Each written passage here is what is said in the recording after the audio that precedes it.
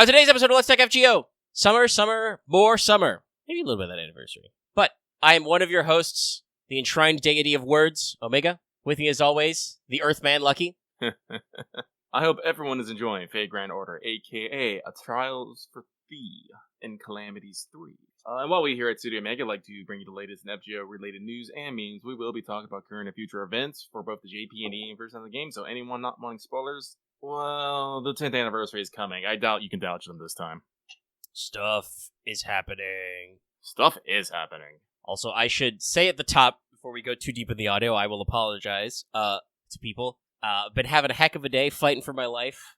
Very runny nose. It keeps happening. I've already taken an allergy pill. So I will try and mute or dodge and, do a little bit of sound clearing if I do sneeze or sniffle, but I'm not going to catch all that. So for that, I apologize. But it's not like it makes me feel bad enough to not record. It's just, I probably sound a little stuffed up. But this wonderful, beautiful...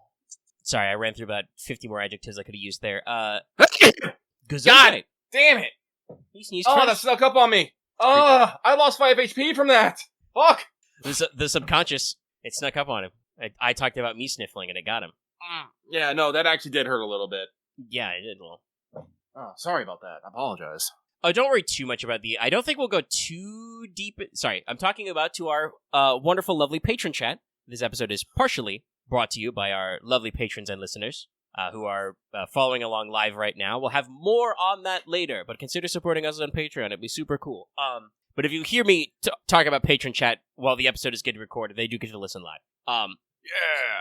But I was going to say, we will be talking about the story later, but a patron asked about if they'd have to duck out. I don't know if we'll be talking too specifically about stuff. I'm still a little behind for reasons that'll come out shortly. But I do know there are a handful of people who are also kind of like vaguely behind. I've seen people in our Discord, posting that they're just now getting to like sections I cleared like yesterday or the day before. So, there's plenty to be done in this event. And obviously with a Nasi writing credit, that, there's parts of it that are going to be pretty lengthy. But also this one is complex, maybe isn't the right word, but we do kind of frame it as a mystery, and there's a lot of little moving pieces. So we'll see what we talk about exactly when. Ugh. But first, let's check in with everybody's favorite kohai, Mesh. 先輩、起きてください。 That's because it is time for Wake the Fuck Up Senpai for pro tips. We start with pro tips and advice and opinions. This week, I don't really have a great pro tip, but I do want to note, because we do kind of use this for also like for kind of like, news flash heads up type stuff. I doubt anybody missed it at the start of this week, but in case you did, just when I was talking about how the servers are super stable now, and it's been so long since we had a problem, y'all crashed the servers.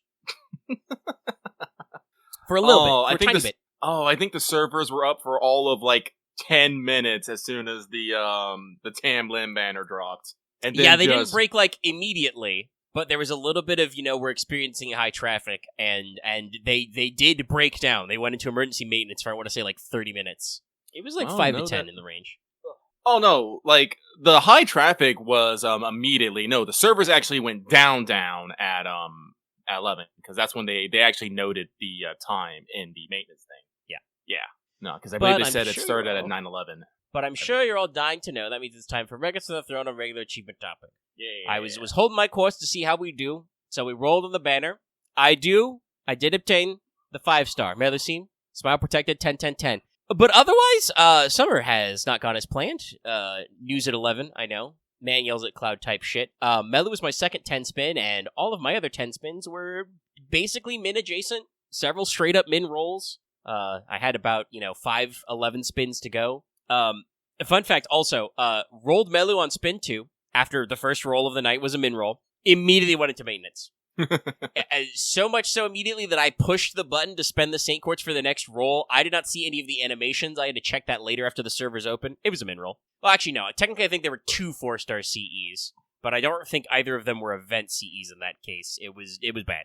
So we're not doing super great. We'll have monthly tickets to think about, and I possibly have room to budget out a pack when the month rolls over. We'll see. I have to think about my plans. That would basically be my big gaming budget for August there. That's not a huge deal. I mean, I do think I'm going to miss out on a run at locking in my pre-order on Metal Gear Delta, but we'll see. That's late August. But I do got to worry about the fact that the FF Tactics remaster is like right behind it in September, I think. So my wallet has not been harmed yet, but it's quaking a little. So I got to think about some stuff out there. So we'll see when the month rolls over for a serious try. As you know, summer for me is pretty crazy usually, but hey, we scored a Mallow, so she's all full up. Unfortunately, that basically broke the bank on all my EXPs, so my Chloe's not finished yet. I need to probably buy more EXPs from the event shop, but I've been buying up all these delicious event CEs. There are many event CEs. Honestly, shop's pretty packed. But for me, all in all, I'd say a win. So, final total, MP2 Mellow? MP2 Mellow Sign, NP7 Bargus, and NP5 Not Babo, with an extra Galatea in there as well. All those smells are protected with Barkus at level 100, 10, and bond farming with her counterpart. This did cost me 4 big packs, so this was like, almost $400. But we're beating the averages here, so I can't necessarily call that a loss. Like I said, that's, all that and, like, almost no spooks. Like, I got spooked by a single Galatea. That was it. And other than that, you did hit your targeted NP5 plus Bargast and got other multiples along the way. So yes, no. I actually had to go look up some math to statistics, crunch some numbers. Yeah, to make sure. But like, I think I'll be able to get to like two app-in skills if I get her to bond 15. Maybe, I'm not sure. Yeah, like I said, the fact that they don't make the coins like line up better kind of infuriates me. The more I think about it, that is, I believe, part of the update of them refactoring the coinage is that it lines up better, and not only is the math better, but also it makes more sense. But we're probably like a year out from that. Yes, I know, BT. We're out a little bit. Boy, we're just having a day, huh? I took a swallow of my coffee and it went down the wrong tube, and I had to fight the urge to choke immediately, so I had to swallow very carefully, and it was not a good time. Now, Lucky, how many times have I told you from my personal experience, I have not yet discovered how to breathe water, how to breathe liquids. Coffee counts. I have to figure it out somehow.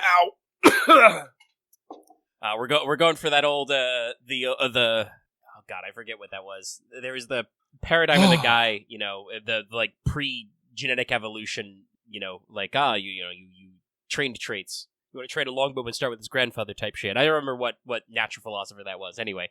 But also, no, I don't need NP10 for 120. That's, NP10 for, 120 and, app-in skills. That may also be, for all 5 app-in skills, which we don't have yet. I don't remember, we've adjusted the math.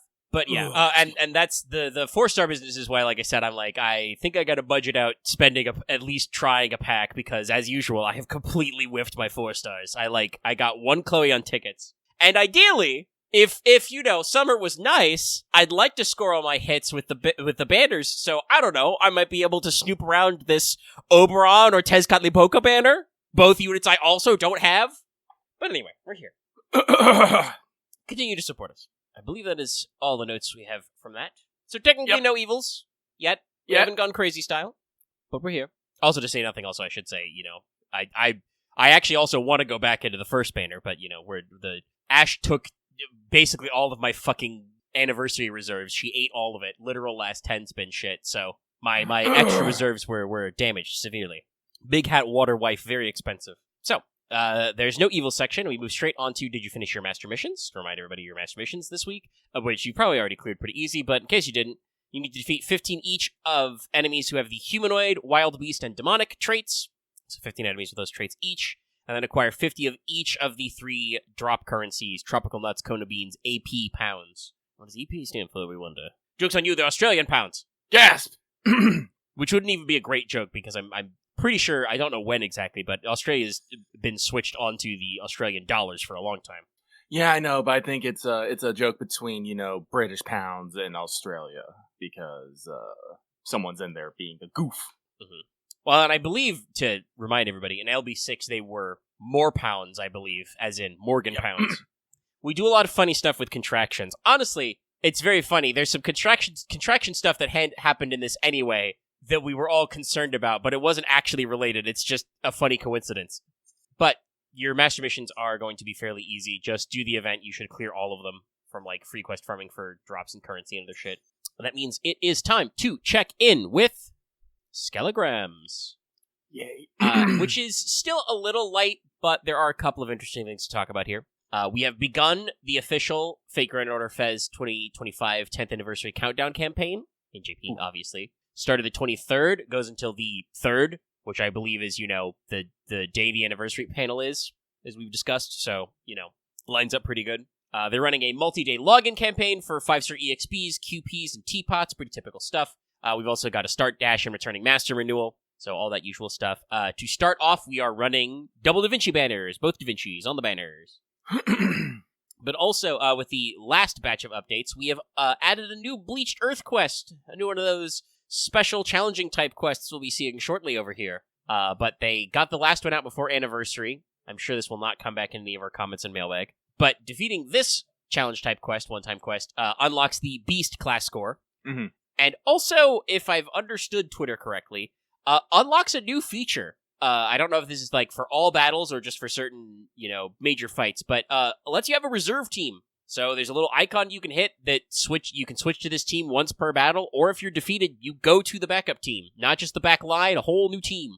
That's gonna make, if it's for any and everything, that's gonna make certain like farming comps very interesting. Yeah, that's gonna make farming comps go crazy. I mean, obviously, it's a thing that if I understand Twitter correctly, and feel free to get at me in the comments, you have to complete this Bleached Earth surface quest, the Sovereign's Memoir stuff, which are not necessarily super easy. And but if that does kind of like uncap your ability to switch for teams, that's going to be pretty crazy. Also, honestly, would make certain story fights a lot easier, because you'll just go, yes. Well, if you defeat me, Spite Team.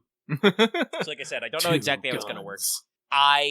If I'm understanding it correctly, like I said, I don't think it affects your master skills directly, because I don't think you get to, like, switch the Mystic code. I know you can do that from the party screen, but I'm pretty sure you're locked into the first one.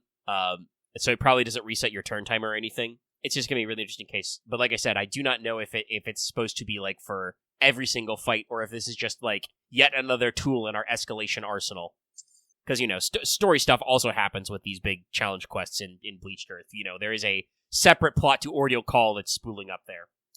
Yeah, no, but with this, the unlocking of the Beast class score, which, honestly, very interesting. We did not just have it shoved into the fucking extra class scores like all the other ones. It has its own separate one. Well, I mean, not in the way that I didn't mean like that, because all the extra ones. Is it an extra one or an extra two, actually? I think Beast still counts as extra 2 zone? Yeah, okay. Because I think we're getting up to extra 2? Okay. But with the unlock of Beast right here at the precipice, and the fact that, we use this special event to do so, which is something we also did with the Foreigner class score, by the way. Yeah, Foreigner was the last one they unlocked this way. People are having concerns and speculations over what this means. A lot of people are suspecting that we're going to be getting another Beast for this anniversary, and I am of the mind to believe them. Oh, excuse me, Jesus. Yeah, it definitely feels like a Madam President type beat, but we'll see exactly. Covering. They did switch the app icon. Yep. A little 10th anniversary banner on it. But yeah, so we'll continue to get more info out of that, and obviously we're a ways away from the anniversary itself. We're about...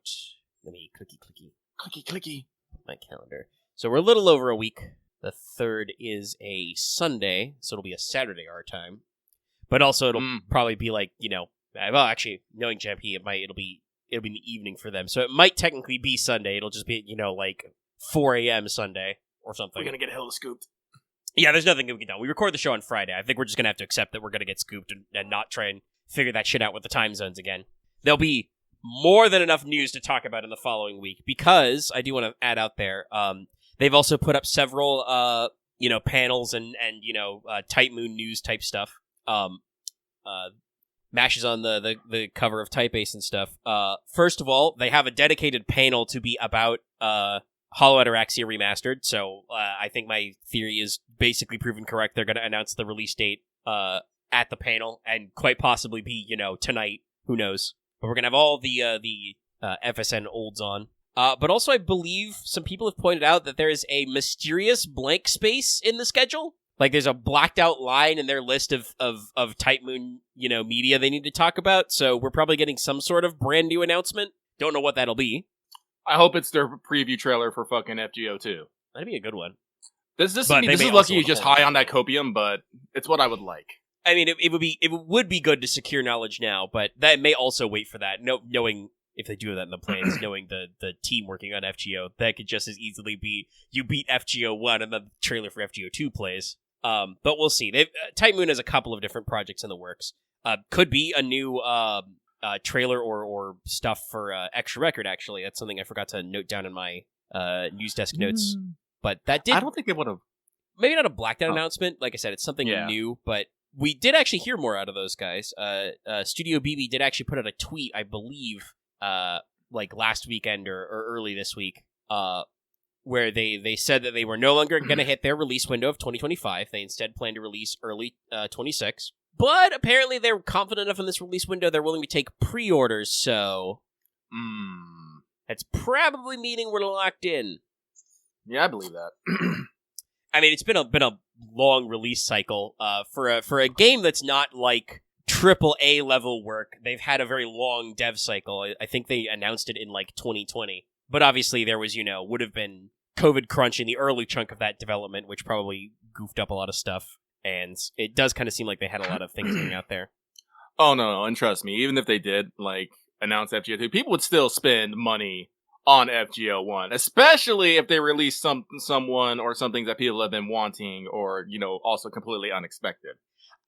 FGO is a little weird, we've talked about this before. They're kind of all over the place in the charts, but the amazing staying power is when FGO busts out one of the classics, breaks glass, they shoot straight to the top, which is, crazy. And don't think that, for EN, we're not still also making some big notable moves in this business. Like I said, it has been fucking a year, 2 years since I think we crashed on Reset, and we just did it. We did it again. We all of you logging in to roll for Summer Tam Lin, myself included, crashed the servers for 30 minutes. Somebody had to get the fuck up and flick the switches and stuff.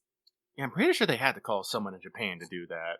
Yeah, no, our servers are definitely hosted in Japan. Let me see. Can I get a converter for Japan Standard Time real quick? Let's see.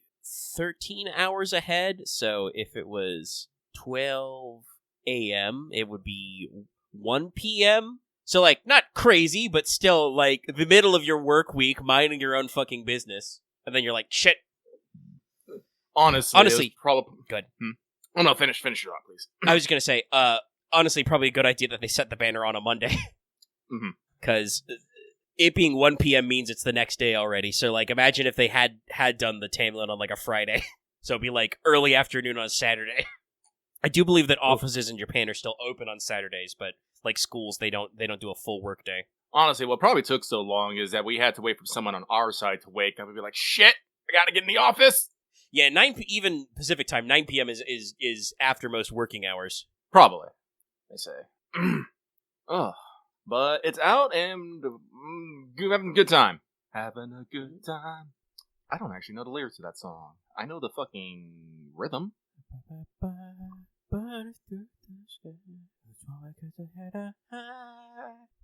I remember parts of the lyrics, not the whole thing. Anyway, I was just thinking to myself, let's FGO get through an episode without referencing Queen Challenge impossible.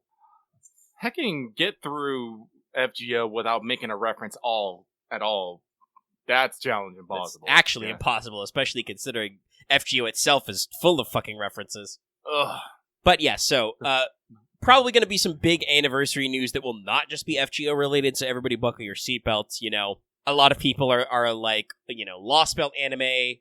That one I still kind of feel not sure about, because I know that they've doing some polling and there's some very popular picks, but I do also kind of feel like the Type Moon adjacent anime engine has taken some hits over the years. Like, Strange Fake is obviously taking a long time to come out. Been a very cursed production. I'm pretty sure we're not getting the Mahoyo movie anytime this decade because Ufotable has, been 10,000 more Demon Slayer movies. Not actually true, but they are, booked up on that project. It is a trilogy. It is gonna take them a fucking while. Especially because, obviously, I think the reason why Ufotable is pegged for these kind of projects is I don't think they don't half-ass anything, No. So, they're blocked up for a while. But just to keep you all appraised of other stuff going on, we have one little bit of NA news for now. Otherwise, we're just going to be chilling. Big chilling as summer rolls out. It's our final banner block of Summer Servant Festival 2025. I do believe there will be some rerun banners still, if we haven't already fired all of those. I don't think we have, though. But the last official banner that's specifically 2025 and has new CEs is the Tez Pickup Summon, as I alluded to earlier. Starts the 23rd. So a couple days old already at the time of recording this. Will go until the 7th of August. So you've got until the end of the first week in August if you want to catch any Tezman. I probably won't roll on the Tez banner. I'll probably keep throwing things at Tam Lin to see if I can get more bar guests to get further along. I'm pretty sure we're... unfortunately, Tez is the back of the fucking line. Because it goes, need Summer Tam Lin's, want to try and get Suzuka/Bakatoria, then Oberon banner if it's still up, then Tez. Oh, I do need one more Tez CE though. I only got 3 in my rolling. Well, not 3. I got 4. So I'm 1 away from that MLB, and I'm just all like, Well, luckily the Tamlin banner is also double up. Yeah, at least. So if you throw monthly tickets or shit at it, that's what I'm probably gonna do. But yeah, for now that's our news. Like I said, we're still in a little bit of a chilling pattern. Can't say they have a trailer for Mahoya, so maybe it's more along than I thought. They haven't been talking about it, that's for sure. I think they only had a teaser trailer for Mahoyo. That could have still been, early to mid production. Yeah, I don't actually know about how much Ufotable has to go in parallel and stuff. There, with any output, any company, there's going to be a limited number of parallel projects you can run. I don't know what their staffing and setup is. I know the way most anime production houses work is they really do not have the budget or manpower to run multiple full-time projects at the same time. This is why you see stuff cores are kind of offset or rotated as they kind of move people around so that they can, maintain a couple of different projects. Right, so we haven't caught this week's episode of Dan to Dan yet. I've been so bad about anime. If I'm not playing a gacha game, I'm playing Death Stranding. If I'm not playing that, I'm playing Death Stranding 2. And if not that, DARKTIDE. We got a lot of different things going on, yeah. I kind of feel the same about some other stuff. I've mentioned before that I want to try out P5X. I've got it installed on my machine. I got process it being made. I see it right there. I also did install Umusume, even though I said I wasn't originally planning on jumping in that band, just because, I don't know, everybody seems like they're having so much fun, and that kind of... It seems like something that if I have it on a separate PC monitor, I can, multitask drift and run it, kind of like what I do with Girls Frontline 2 a lot of the time. So we'll see, but I have not actually sat down because I have a similar schedule to Lucky about doing stuff. No, this is one of the reasons why... Well, we'll definitely talk about it later, but why we're not going to be doing any more extra Death Stranding streams. It's shit, man, we can't be taking, Chook Tech, checks my, invisible wristwatch. We can't be taking an extra 5 hours, what was it, 3 times a week? We were doing it... No, 2 times, because we were doing Thursday and Saturday as well. That's 10 hours! Extra 10 hours every week. Decent chunk of the work week. Yeah, I know. There was value in it early, I think. I think the instinct was correct early to chew through more of the game. But now that we're stream-wise, you're pretty close to the end. There's a lot of just, make work and nonsense. So, yeah. But yeah, that'll wrap up our news desk. We got 30 minutes on all that stuff, so decent start to the episode. We'll jump into Mailbag in a second, but I'm going to give us a quick intermission. Okay, we're back. Intermission's over. So, with that, we're gonna pivot on over to this week's Let's Talk FGO Mailbag, the segment where we read what you have to say and comment accordingly. This week, we have a lovely 7 submissions, and we will get through them all, starting at the top with Monster Girl Aficionado, who says, Dear Lucky and Omega, no question this week, just sending good vibes. Wah, wah, wah, wah, wah, wah, wah. And, wishing you well. Keep up the great work. No reminder to do my PvP ladder. I guess I won't today. I'll play more DARKTIDE. I haven't actually done my PvP ladder today, but like I said, I've been focusing on a couple different things and feeling a little gooey. A little gooey. But moving on to our second one. This one comes from the Tyrant King, trying to balance time and gacha like spinning plates on sticks. That sounds hard, but that is a skill that is completely learnable and doable, so have at it. Question! Hey guys, with summer about halfway through, who do you think they announced for the back-to-school campaign to get a rerun? Also, any predictions on the anniversary servants? Anyway, that's it for me, sending good vibes your way. Wah wah wah wah wah wah, and hope you have a great evening. Honestly, on the back-to-school, they're probably gonna, whoever was on the Kill Math banner, probably there. Yeah, it's a good one. There's a couple of other things we usually blend in there, but that's I think the big one is whatever was Killmath that year. Anniversary servants, as I've seen a few predictions around here. A lot of people think that we're going to be getting the double SSR and that Olga Marie might be a free SSR. I don't think they're going to do that. I definitely believe that Olga Marie might be our anniversary servant this year, and who knows, we might get an extra one.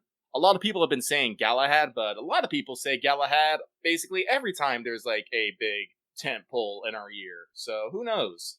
Yeah, the constants are always Solomon, Galahad, Abe no Sebe. Abe no Sebe, as much as I want Abe no Sebe, he always feels like the worst reach because he has no confirmed design.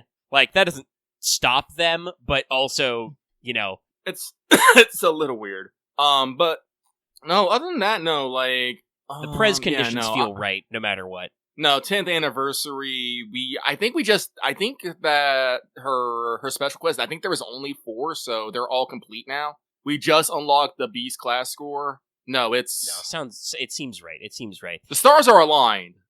I mean, there's a lot of ways we could count free SSR.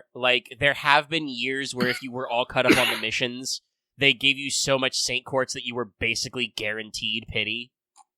They have given free SSR tickets before, so I could see that. God knows if they did a welfare SSR, if they wanted to keep Madame Prez her weird rainbow thing, that would probably be the best way to handle that one. That would be good. We'll see. I do hope no matter what they rebalance their skills a little because they're weird. They were very weird. Like I said, that was the Prez then. This will be the Prez now. But also, people have been citing how in FGO Arcade, once you completed that story, everyone got a free copy of Draco, third Draco. That's true. So she was their big set piece. And if they gave you one free copy and then you got to roll for more, that would be interesting. Honestly, I think I like that idea. I mean, that's kind of how our free story units have worked before. Obviously, those were all 3 stars, but that we have precedent. Yeah, no, I guess you can acquire your caster Ku, Jaguar Man, Kyuhime, right? You got a free copy of Kyuhime, yes. I think. Yeah, yes. She's not story locked, so it didn't really matter. But they gave you a free one. No, I can see that. Get a free copy, and then if you want to roll for more, you can. And knowing people, they will roll for more. They will.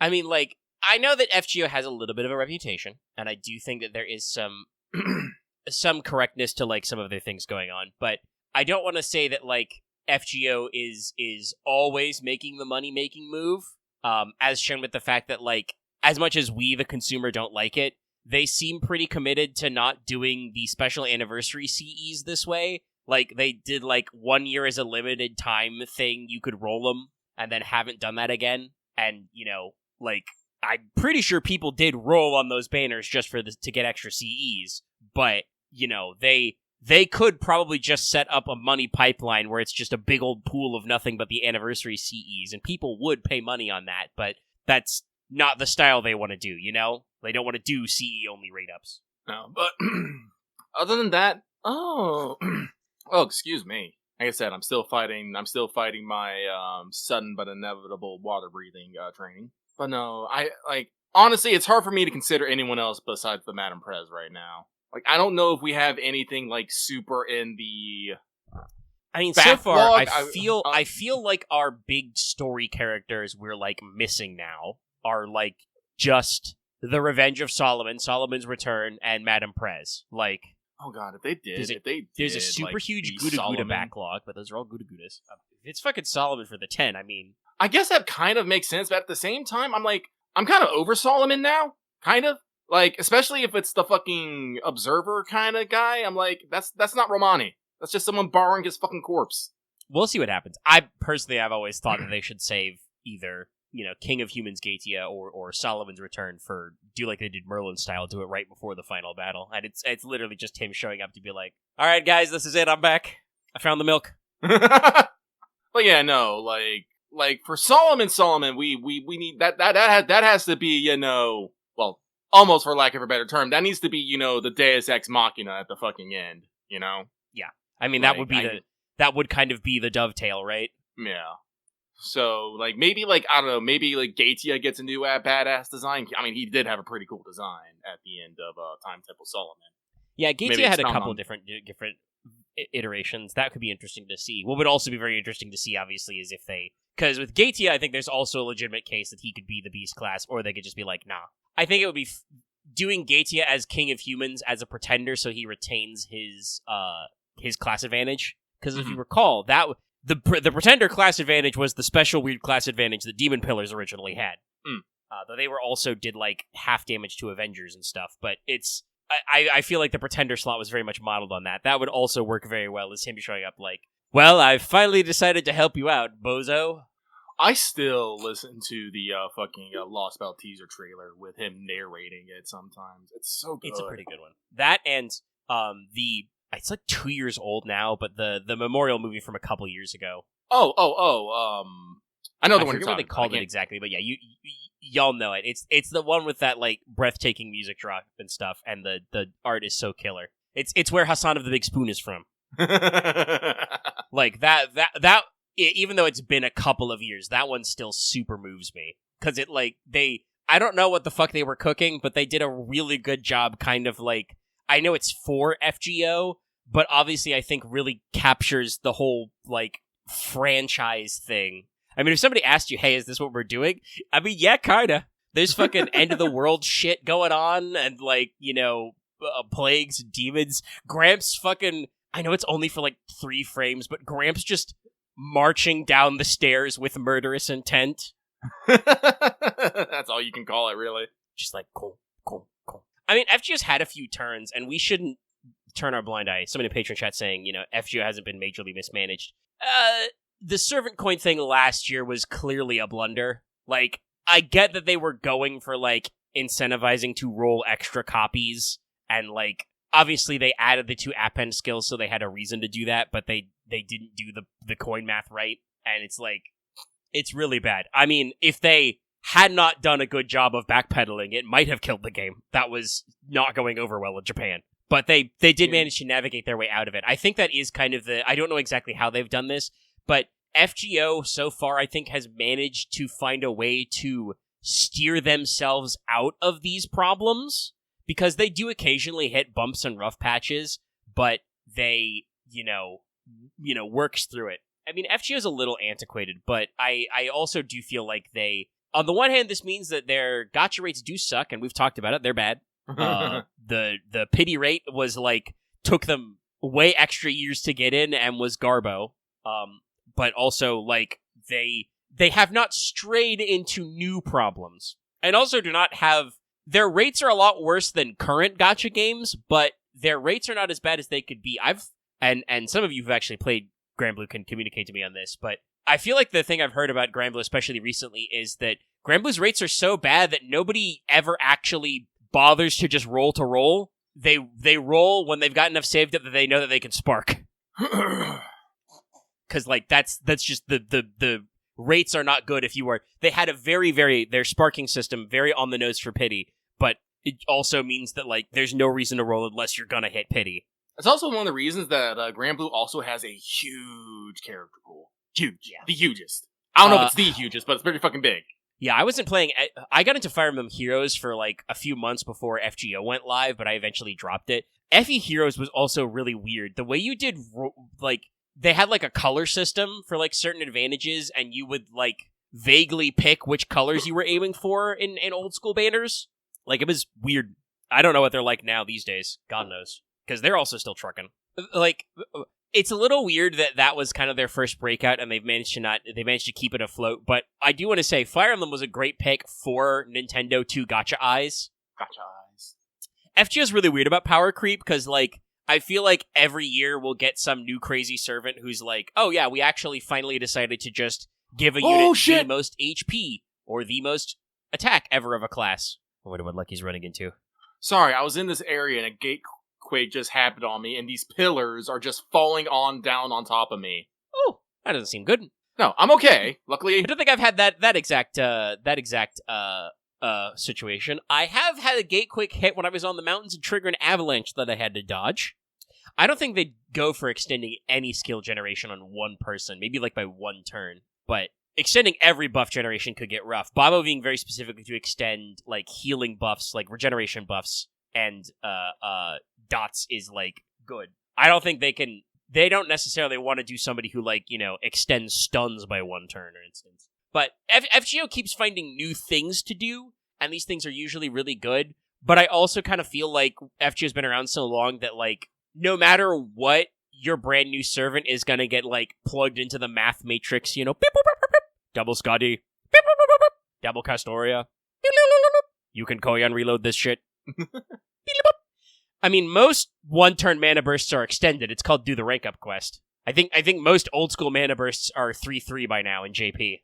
So hit your rank ups. There are a few non-SSR servants who I feel are a little underserved with their stuff, but generally FGO agrees that mana bursts also shouldn't be one turn. The one turn burst damage meta has super died. But yeah, it's a really interesting case talking about. But sorry, smack my microphone there. But yeah, no, to wrap it back around, I don't know exactly what they're doing for anniversary. I always love when they do extra shit. I feel like we're a little too late for another batch of bronzes because we're not planning on any main story this FGO anymore. At least not in the same way we have had it.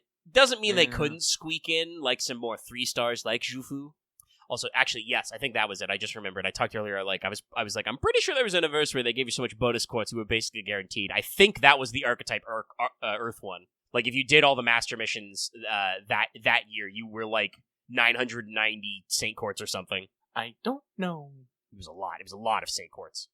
Guts and Break Bars are like, I don't know a lot of gacha games that have like bosses with proper multiple health bars, but that's like a very RPG thing that I know several places don't really fuck with. But that is kind of like, ever since FGO unlocked that mechanic in like year 2, they've stuck to it, and sometimes they can make it really interesting. And honestly, they still had some zingers for us, chat. Fucking Ort, but there were just so many fucking bars, they ran out of colors.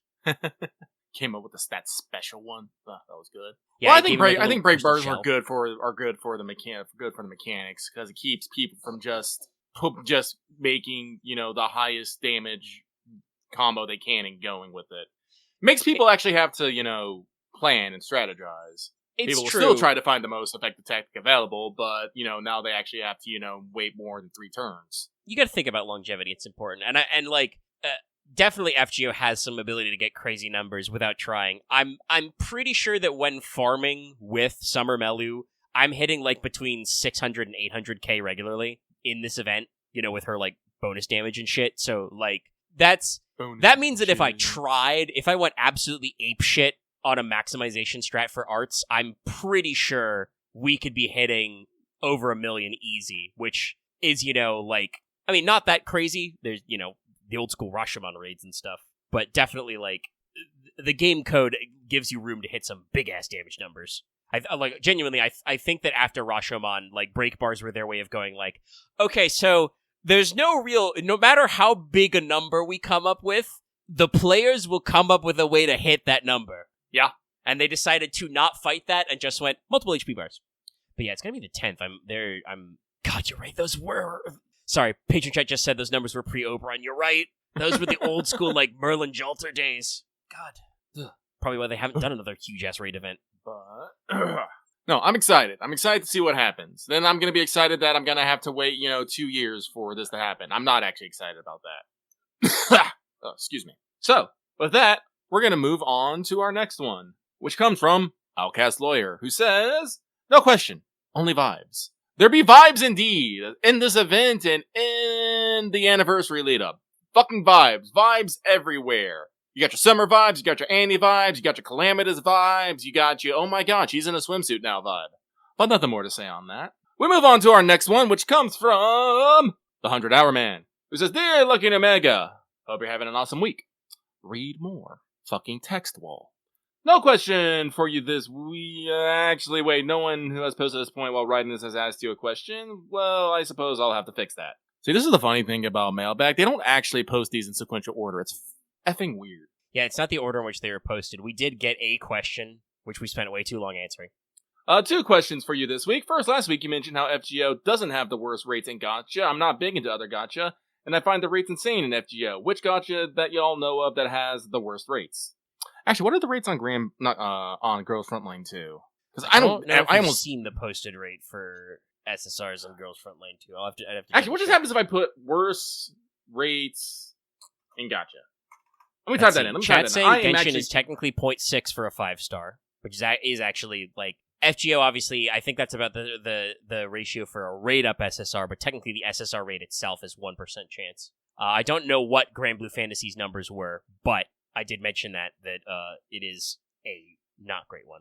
Let's see here. Honestly, I'm seeing things people like. I'm not finding like a straight up just list of people comparing things, so it's kind of hard to figure it out. And it would take me way too long to list out some of these. But it does seem like a lot of people are shitting on FGO, specifically because of craft deficits being in your pool, even though that's not exactly how FGO's gacha rate works. Craft distances are the most, and I mean, I want to say, whoever picked the rate for 4-star CEs, I want to kill them. I want to eat their heart. Specifically because that is the thing I think that disappoints me the most, like, skipping banners, is just the ratio of acquiring 4-star CEs. The same fucking 4-star CEs over and over again, but, like, honestly, the rates are pretty okay. I just looked it up. Apparently, Girls Frontline 2 is basically the same as Genshin. SSR is 0.6 base rate, but does scale up as you get closer with a soft pity around 80 pulls. So it goes to 1.6%, and then does turn into a hard pity coin flip. That, I think, is like the technology that FGO doesn't have, that a lot of other gacha games do, where basically they start with a crappier rate, but the deeper you go in, they actually give you the gambler's fallacy. They make it slightly easier to pull until it caps out at hard pity. Yeah, no, so... No, there's definitely worse. Like, I will never say that FGOs are the best, but there are definitely worse ones out there. Especially when we start on the percentages. Yeah, especially when you start getting into other games that have like super huge rosters of characters and whatnot. Ooh. Yeah, I think FGO's like primary problems, I want to say, are after a point they basically just stopped giving you new 3-star and less units. I think more of that has to do with like mechanics. That just like balancing the game around level 80 plus is a lot easier for them. Mm-hmm.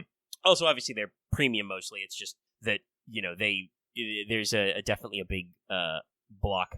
But also, I think the main thing that's always kept FGO like in the bad gacha rate is they're like, well, it's 1% flat, and pity either didn't exist or is kind of bad.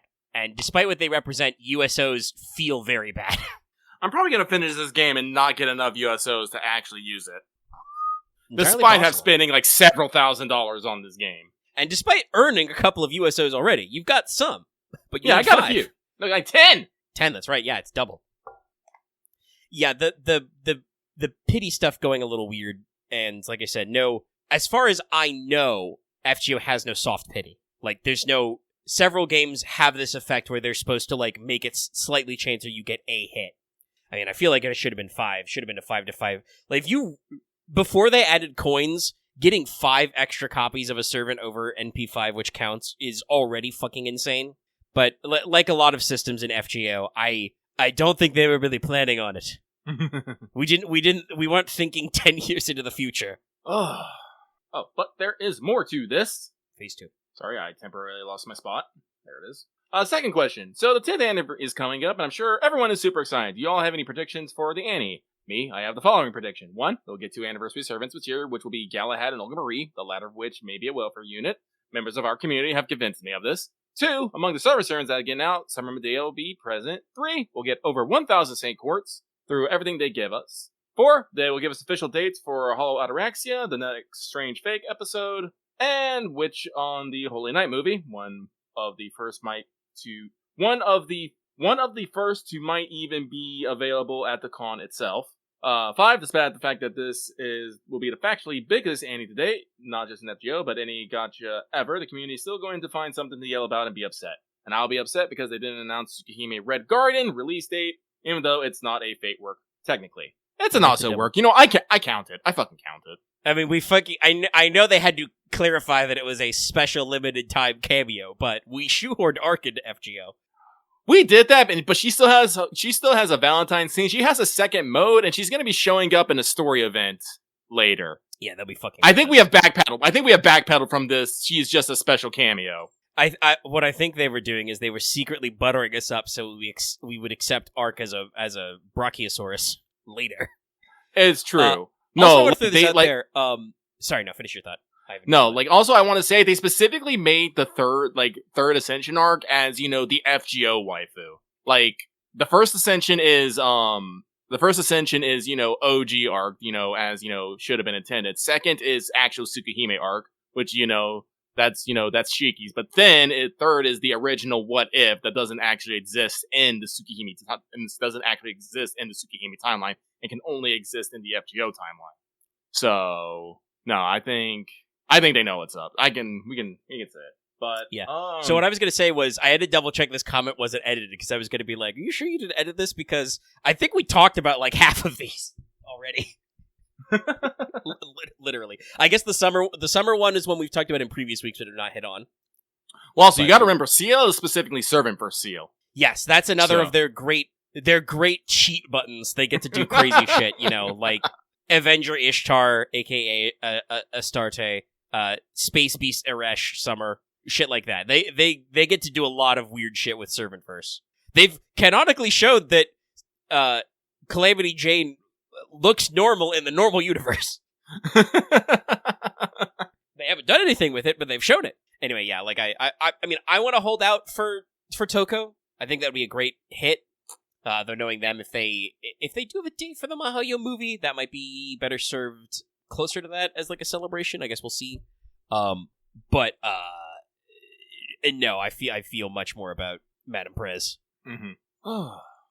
Sorry, Chad, thinking a question I want to say. I don't want to say that they're not separate IPs. They are all separate timelines. I do think that Nasu's commitment to how very different Type Moon or Tsukihime worlds and Fate worlds. Yeah, Fate worlds are. Like, I feel like they've blurred the lines a little. Obviously, in FGO, like, how strong Gaia or Alaya is doesn't matter because we keep blowing up the fucking Earth. So our timeline gets to be weird no matter what.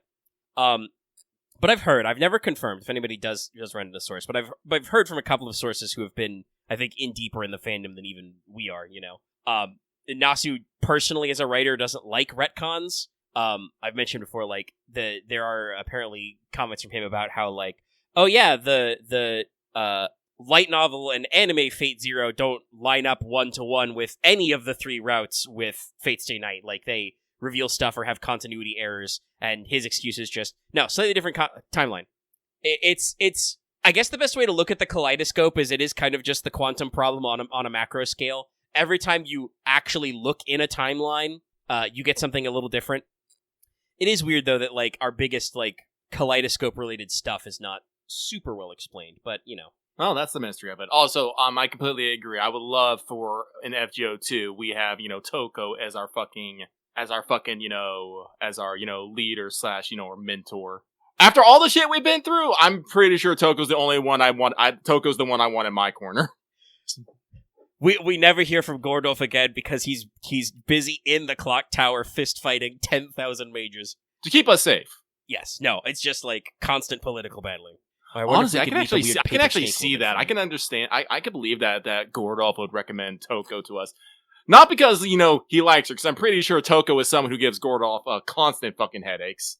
I mean, he used to work in policies, and she has a ceiling designation that got repealed and then reapplied.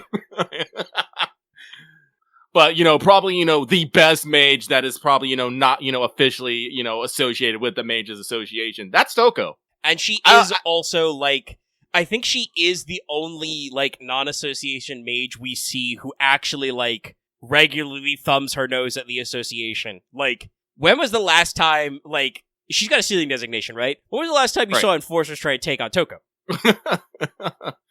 Never mind the fact that depending on the timeline, I think the sisters have a bad enough relationship that if you tried to put Toko in jail, Aoko might just blow you out of the timeline for trying it because she has first dibs. Mm-hmm. The sisters have a very complicated relationship. And, Aoko's the fucking, first magician. Yeah, no, I'm thinking about it. I don't think necessarily Alko would be a good mentor. For She's FGO-type too much protagonist? No, she's too much of a gorilla. That's the thing. Like for Tonoshiki, I think it worked for them because of their comparisons. Like it worked out. It might be the fifth magic. I don't know. There's a lot of magics. I know it's not the third. Is So I'm just thinking about the first or second magic? I don't remember. We have a lot of weird names here. I know that means that there's a fifth. There must be a fourth, but I don't know if we've ever talked about what the fourth magic is. That's one of those things that Nasu says there is, but I believe was never actually explained. I mean, it's just one of those things of just like he wanted to count to 5, so that implies there must be a 4. If there also, I mean, I feel like I've spent too much time in Mr. Nasu's Wild Ride, but I would be like, if there's not 7 magics left, 7 Great Mystics, that would just be wrong. After he's made me do so many fucking 7s. Sorry, I'm just thinking about what if there was a 5.5 magic, the 6.5 magic. Okay, Mr. Nasu. Ugh, but no. So again, 10th anniversary. This is going to be super hype. A lot of things are going to happen. Some other things may not happen. I will caution everyone to temper thine expectations and try not to get. Oh, what's the word I want to use? I don't want to say necessarily overexcited, because it's good to be excited and to be excited about things, but always be willing to be surprised. The thing that I have learned about FGO is that they will find ways to surprise us. We might think we are fucking locked in on, Ogamary, whether it's welfare or banner or whatever, but do not get so attached to the idea that you let yourself be disappointed, because I know this team. We've been following them for 8 years. But, 10-ish years of business, like I mentioned, way earlier in the shows, that I was vaguely aware of what FGO was doing in Part 1, because I originally expected they would never release it over here, because back in the day, Type Moon never did that shit, and they still have many things they don't release over here, but we're getting better. But for 10 years they've been doing this, I am constantly surprised. Yes, do not let your expectations, cloud your judgment and reason, I guess, is the best way. No plan survives contact with the enemy. Just one of those things. I see too many people, it's one of those things that I see way too often nowadays in, certain communities where something gets announced or something gets announced and people start having meltdowns over the things. I'm just all like, guys, can we not? Yeah, we need a little more. Some of it's emotional maturity. I want to say just more like emotional solidity. Also, apparently, Axe, you missed our earlier comments. Studio BB said actually they're working on it. They moved their release date window to 26. But apparently they're willing to take pre-orders. So yes, this year was their original release year. They're not going to make it, but apparently they're going to make early 26, and they're willing to take pre-orders. So that reminds me, I got to see if I can find the pre-order for it. There's positivity for that. I don't know if they're accepting broadband pre-orders, but they have a website set up and shit. So we have positive motion. Hopefully we'll get a little more detail at FGO Fez. But yeah, no, just. Like I said, FGO has always been known to surprise us. There have been so many out of fucking nowhere servants and banners and events and just stuff fucking oh god, I'm trying to think of all the amazing surprises we've gotten over the fucking years. Some banners and characters are telegraphed as hell, but others are just Archetype Earth, which really was a pretty big banger. That was just huh? I think Castoria's in there because, it's Castor Artoria. God, yes, that was such a huge swerve.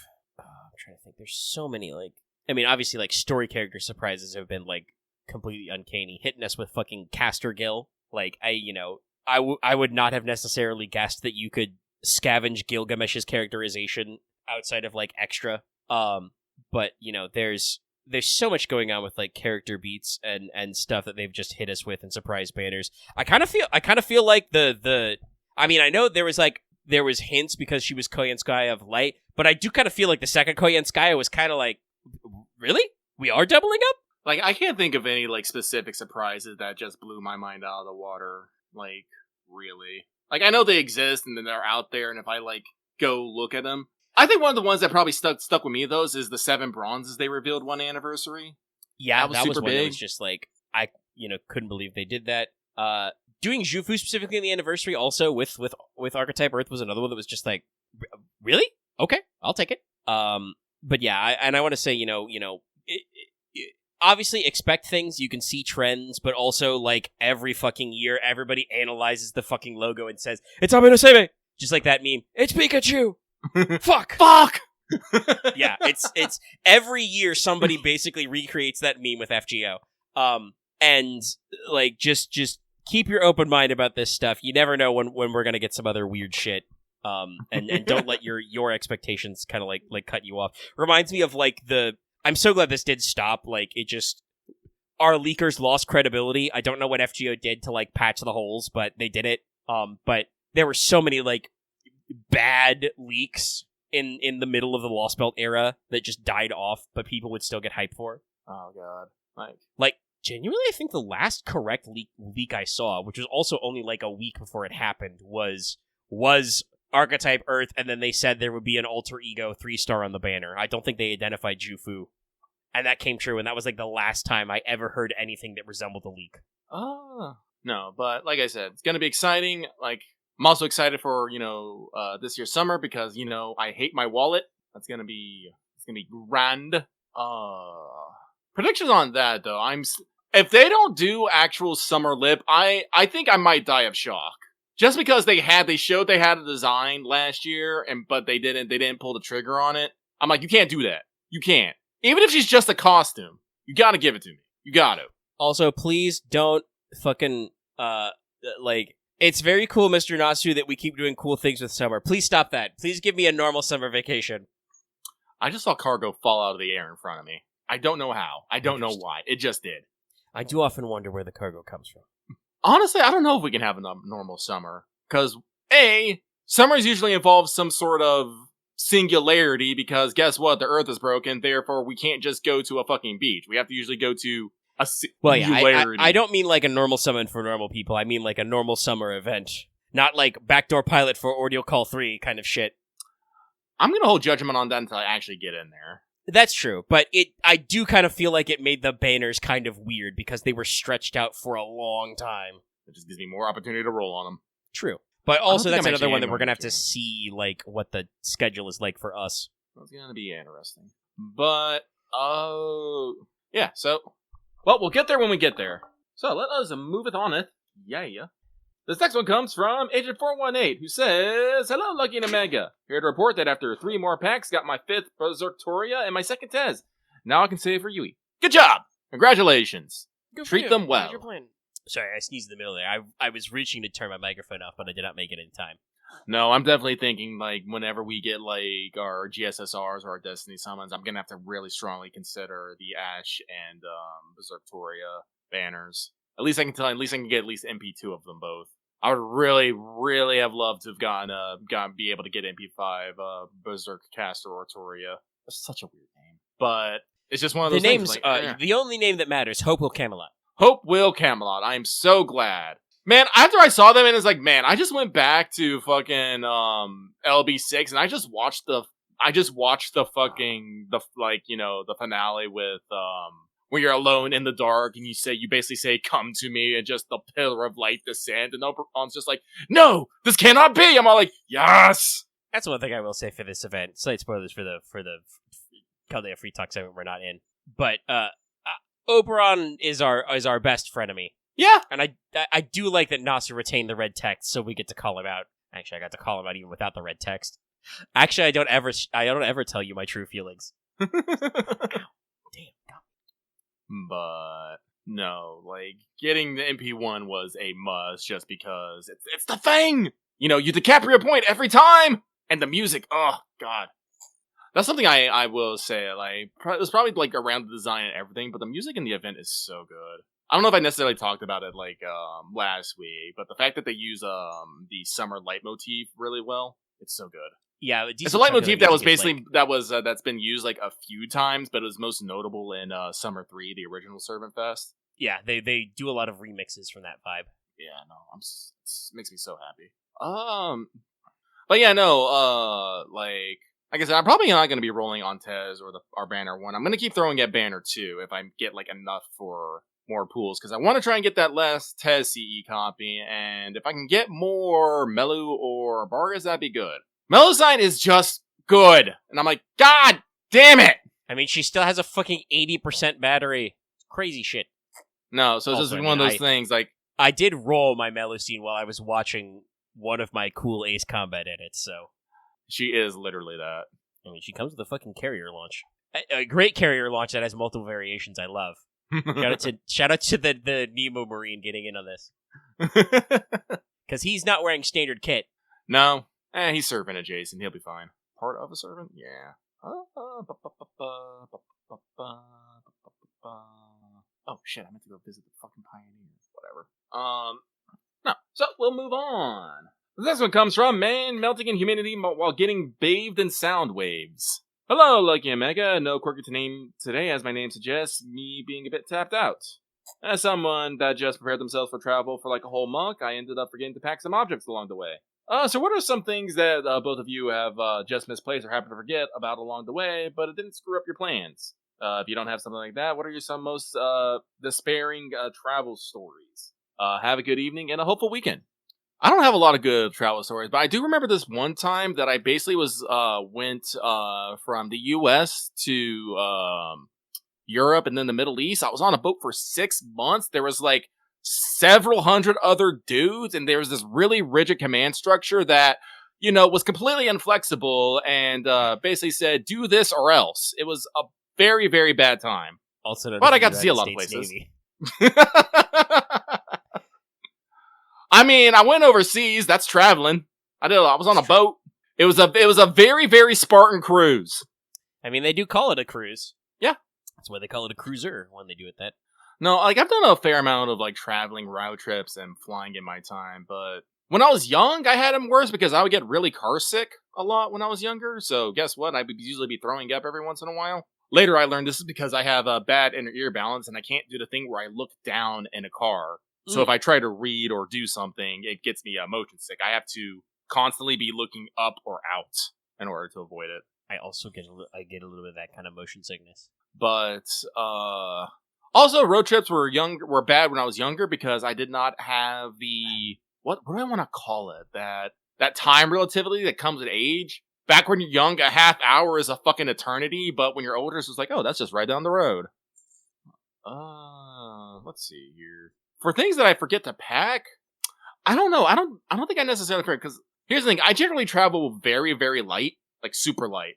Like clothes, maybe a handheld to keep me occupied, books, and if not, I'll just buy books. It's very easy to buy books. So I never can really say that I forgot anything, because honestly, sometimes I'm just like, nah, I won't pack any toiletries, I'll just buy them there. Like I said, you can get those things, back in I haven't done any real traveling recently. So travel site shit is also still pretty cheap. No, I'm kind of the same way. I did a lot of road tripping when we were younger, and occasionally still do get schlepped out for family stuff. But that was by plane or by, car. I, have some funny time, type stories. There was one time we were driving up to my grandparents' place in Indiana and to do a little work and stuff, but we took the work van. So I spent part of that trip in the armchair we put in the van, because in case you guys don't know, work vans only come with 2 seats. I thought this was going to be the 5-gallon bucket. No. It was the other thing about that is that occasionally we would do the run from South Florida to Indiana all in one day. Oh, God. Yeah. My father would start before the sun came up, and we would arrive after the sun came down, but we would do it in one day. So no, the bucket would not have worked for that. I also have distinct memories, because they were slightly upsetting, of one time coming back where we did not do that.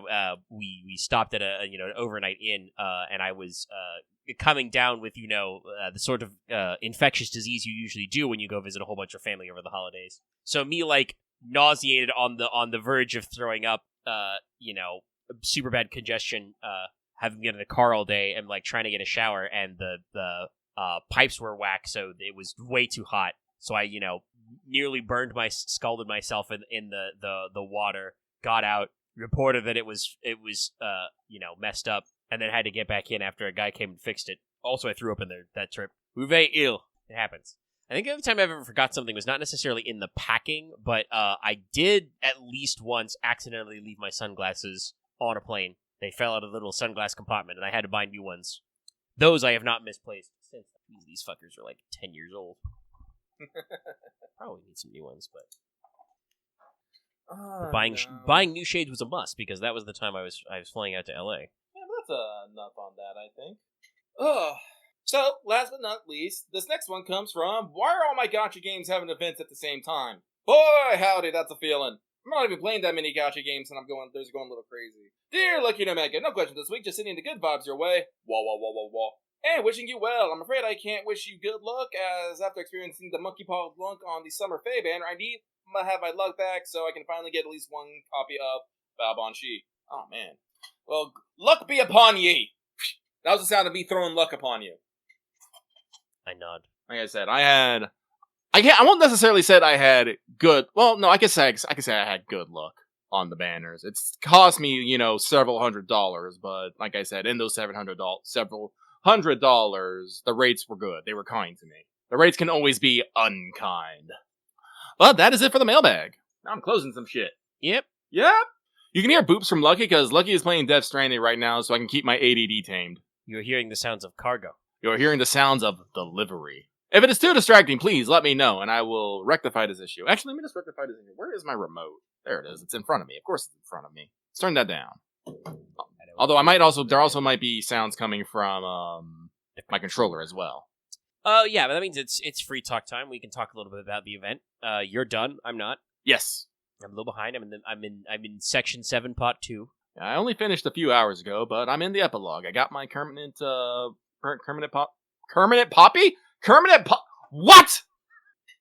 copy of Yarandu. Yeah, I'm still in my temp copy. Actually, and another reason to spend some more currency for some XPs. But after that, I had to go into the XP mines because before that, my Balbanshi nor my Melusine were leveled. I was all like, this cannot stand. But now that I'm done with story, I'm basically going to be going into grindy mode. Yeah, a lot of costumes, a lot of other stuff to unlock in the. There's a lot of stuff in the store I gotta get, and there's like other things. There's shells. Yeah, there's also really good mats. Yeah. But like, how in depth do you want to talk about the story, Omega? Because I'm gonna be real. I'm not completely following everything that I'm done. I didn't completely follow everything that went happen in this story. I think that's kind of intentional. To spoil it a little bit, but there's a sequence where you have to break your problems into a whiteboard. Yeah. I do love that section, by the way, because they actually cool. give you a timer. It was so funny. The little timer on your dialogue options, and it affected the thought fight you had. Those are canon, by the way. I love it. It's time for an imagination battle. Oh, that was so good. But yeah, no. We probably won't go in too depth yet, because not everybody has that chance to be done and be in the epilogue, so we don't want to, we'll let people form their own opinions. I'm kind of picking up most of what it's putting down, but it definitely feels like there's a lot of extra story stuff going on, and at least some of the stuff that seems like a complete non sequitur, I understand is not that, because we're gonna have one of the things we're doing is introducing a character who's gonna be a banner servant in a limited time event, probably next month. It's one Gina. God, I don't even think it's gonna be next. Well, actually, no. Yeah, no. We're at the end of one month. Yes. So it should be in August somewhere. I think. Yeah. I think that's what the time gap was. No, I think it was the event immediately after this one. I think they did. We'll probably have a week off or something, and then we'll be in there. Australia 2, Kangaroo Boogaloo. Wasn't expecting that, by the way. I double checked the mobs and somehow missed that they were going to be fucking punch kangaroos in this. I vaguely recall that this event took place in not take place in it, but had a part of Australia bolted on to it. But I did like how they peppered in the clues leading up to that. They had their own twist, but there's a couple clues in there, the kangaroos were one, Yarandu showing up. The fact that Kat calls out eucalyptus for some unknowable reason that she just does, and you're just like, why'd she say eucalyptus? Yeah, there's a lot of weird stuff going on. And obviously, some of that stuff is at the forefront of my brain because, hey, the part about the forest fires, it looks a lot like the fucking brush fire zone in Death Stranding 2, which is set in Australia. No. Actually, believe it or not, I was actually considering when I would have figured it out. It would have been that moment when they started talking about the brush fires, when you actually go out there. Because, brush fires are actually a very common thing in Australia. And I've just been wait a minute, eucalyptus, kangaroos, brush fires. This is fucking Australia! Yeah. And then, they actually put it together and they reveal that how Australia is actually how Australia. So... wild.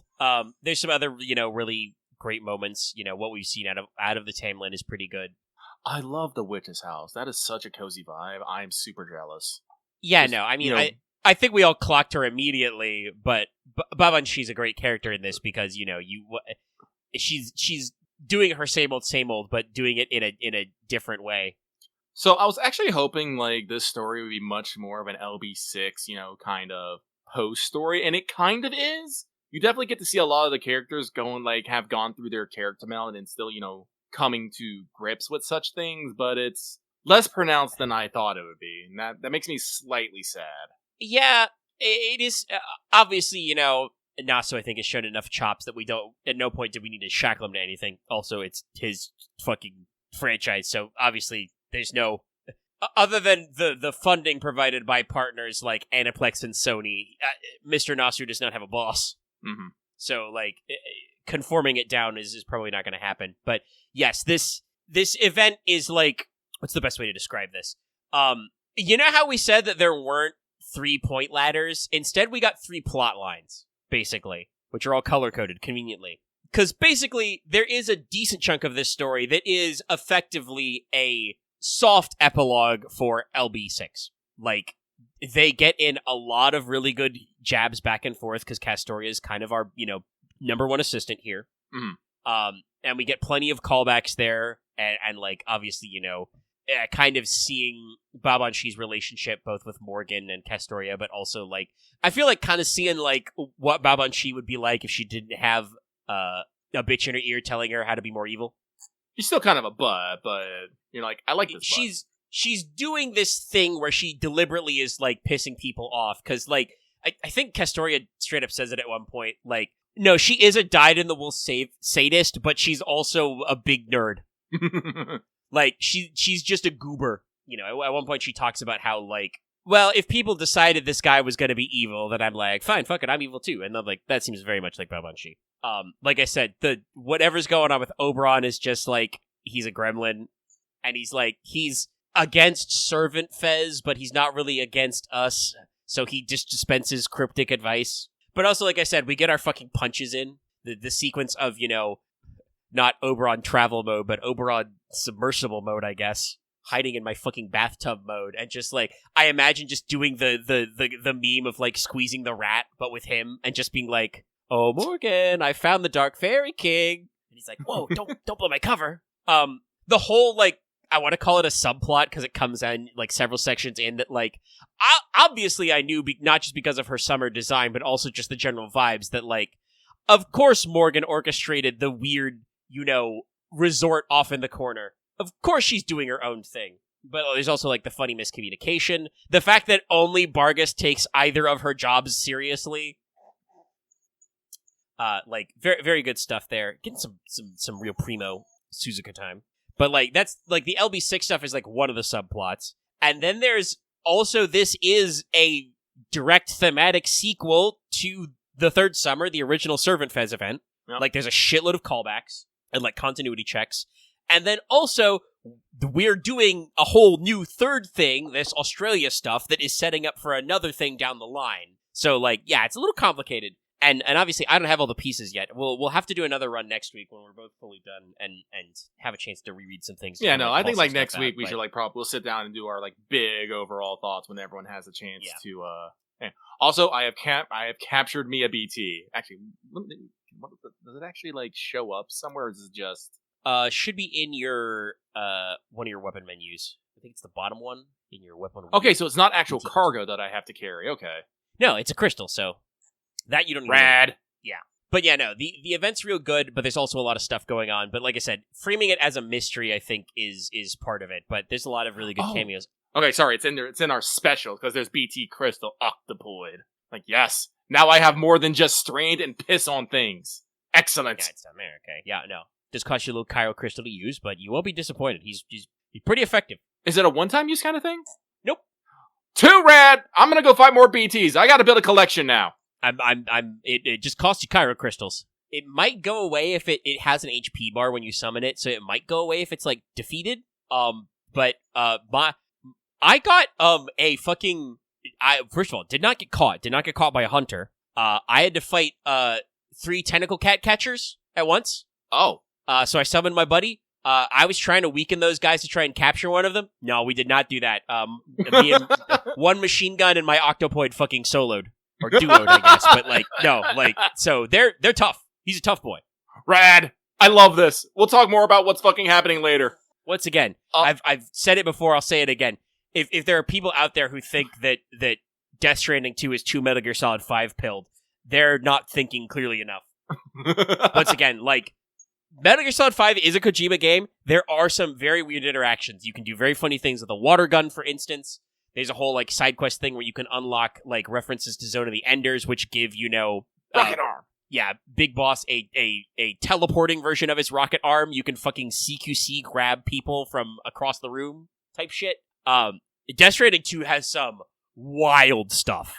We will get into it in a little bit. Yeah, shortly. But to wrap on Summer, it's really great. There's a lot of stuff going on. I like what they're doing. What I wanted to point out is that I've specifically caught that I really like is we're once again playing around with cinematography a lot. We're doing that thing with, like, putting people in the background and the foreground again. No, like, I know I called this out in like the last couple previous events, but no, I don't know who they hired on, like, their fucking team that said, no, we should do things this way, but, God bless you. You are doing so much work. Yeah, there's so much more of that in this one, but it really works. They also did some kind of, like, they actually did, like, a fucking masking effect to, like, show people being, like, chest deep in water. Oh, yeah, and then, they just kind of, slowly bob them around to, like, see, like, they're floating and stuff. Oh, no, it's so good. So, like, there's a lot of stuff going on there. No. Our production only gets better and better, and I'm excited for it. Get the full in, and next week you'll probably be able to tell. Actually, yeah, no, it's the 25th, so it will be August by the time we record the next episode. So I'll probably take a crack at the banner. I'll probably get in one more 10 spin. See what kind of stuff we going on. It'll be the first, so we'll see. We'll see if tomorrow. Like, honestly, like, once this summer event is over, I'm not spending. I'm not rolling. We are in super save mode. Yeah, like I said, I had thoughts about some banners I could roll in, and I may spend, monthly or weekly tickets on some things later, but no, this is the last big one for the year, so might as well lock in. So much next year, I can't even remember it all. It's a very busy year, and I'm sure people will be asking about it all throughout the remainder of this year as we get closer and closer to the next year. Well, it serves as a good reminder for me. It's true. So, that means we're gonna leave the Caldea Free Talk zone and move into what we call What's Up? Yes. After I take another short intermission. I resume the audio. He resumes the audio. So yes, let's talk about Death Stranding 2. Woo! Our continuing game of the hour, for the month, of the year. Like I said, I got Clair Obscura. I haven't played it, but Death Stranding 2 is definitely shaping up to be my game of the year. There's just so much to it, and it's just improved on the first game in so many ways. I was just actually, like, looking at this because, like, you guys heard, I just fought a big BT, a giant BT as they saw. It was the Octopoid. It's a dolphin that has an octopus for a face. It's kind of cool. It's from the first game, but it said you have defeated 3 giant BTs. I'm all like, really? Only 3? And now I'm remembering, it's like, oh yeah, no, the way they just give me stuff earlier, it's all like, no, it's like, dealing with, like, BTs feels like so much easier. Like, everything's, like, so... I want to say easier, because guess what? But, like, just better, improved, efficient. They have a much better onboarding process, I want to say. Because, like, I've hit some frustration in this game. I've hit some tougher stuff. I laugh. I'm actually... Go ahead. No, actually, I'm slightly mocking for this, but I laugh. Because, like I said, I did the meta-genomicist thing. I did that run. I picked up the thing. I ran through the area that you decided to go then. I actually had to go through it 3 times to fight the giant BT. Because the first time I went through, I tried doing the trick that we thought of before. I popped a necro bio for that. I got the tar pit. Nothing happened. I felt bad for the encounter. Yes, I felt bad for the boss fight. So I went back through it. The tar pit it went through again, but I made it all the way through. The boss never showed up. I was all like, So third time, I got out of my truck and I walked to the center. I had to, like, wait around 3 minutes. Then it came over the horizon. Like, it was like, I'm sorry, I'm late. Well, that was really weird. Okay, I guess I should have just read it through. I mean, you can see why my original hesitation, popping the necro. Oh no, it's a giant. Try, right? I think the part of the reason why I didn't, like, get the initial encounter is because the tar field is really, really big. I mean, fucking huge. They probably made it bigger than they needed to be. But that's the thing. Because my original path through was on the outside edge of it, so I don't think the boss actually tracked that I was there the first or second time that I went through. I come through, and then the third time I actually had to go in the center and fought it. And it was a different type. It was actually the I don't know if you've seen it yet, but it was the hand BT. I giant... think I saw that guy at one point, but was able to avoid him on a different run. Because that is one thing I will say, that it's an interesting mechanic. I'm not sure how I feel about it, but it definitely is doing something different. From now on, you're definitely going to see more of a case where sometimes there's not going to be hunters or gazers. They're just going to be like, fuck you, tar pit BT, giant BT zone. I'm going to say, I don't hate this because I realized I've only fought in 3 giant BTs. Yeah, Like, that's what I was only going to say. 3. When you said that 3, I'm like, well, the game is going to try and force a couple more of those. Like I said, I'm not sure how to feel about it, because like sometimes it's like, oh, do we really have to like literally tar pit this exact crossroad? But also it's like, well, if you're trying to get me to capture BTs, like sometimes it's not so bad. I kind of don't like it in that area around between the metagenomicist and the architect, because that area kind of sucks. It's like all off-roading and hills. Yeah, no, I don't like, honestly, if we're talking about landscapes, I do not like the metagenomicist area, like, at all. No, and I also, the tar lake, the crater lake below her is also really annoying, because it, like, the metagenomicist and, like, south from her almost never stops time falling. And there are some big slopes down, which, like I said, the truck does not like slopes. Do want to say shout out to you, Lucky, for saying that you got to the chronobiologist pretty easy with the trike. I've actually been using my reverse trike a lot on the mountain. Yeah. It's not perfect, but it does handle a lot better than the truck. Yep. There are still, I was going to say this, I think the one mountain is worse than the mountain range in 1. The steeps get a little higher. The snow can get a little deeper, I think, in points. There are avalanches if it gate quakes. I've managed to avoid being avalanched, but they do happen. Oh, sorry. Well, no, I haven't like fully explored the mountain. I've just gone over a couple ridges from between Eastford and the chronobiologist. But I think that's because I think they actually wanted the mountain to actually feel more like a threat. Oh yeah, no, you will go all the way up that mountain pretty soon. Like that's after you do the distro center south of the metagenomicist, you're gonna get like multiple orders and sub orders to like run up that mountain. No, because you were telling me like how there's actual altitude sickness. There's fucking If you when you go, you can go above the cloud layer. When you go above the cloud layer, you will be in a low oxygen environment and will start losing consciousness gauge. No, which, makes sense to me. But, like, I was looking at them, like, it seems a lot more steep and stuff. Like, I was actually looking, like, because I was looking at Death Stranding, the mountain range is, cool in Death Stranding 1, but there's not a lot of teeth to it. Like, once you have the fucking all-terrain skeleton, you're pretty Gucci. Like, even if you're, and this game still has tricks, but it's definitely, like, figuring out how to tackle it is tough. Like, I have to do a lot of route planning because, like, if you want to try and take a bike to get anywhere fast, which, especially if you're, like, some of the jobs I've done have called me to basically cross, like, the entire fucking mountain kind of thing. Like, you'll make some big trips. Like, if you want to do that with a vehicle, you got to plan carefully because there are a lot more, I think, like sheer cliffs that are tall enough that you're not going to be able to get over them in the vehicles. The anti-gravity pack is really good for jumping up and like clearing yourself off stuff, but when you're already on a slope, you do not get a lot of forward momentum.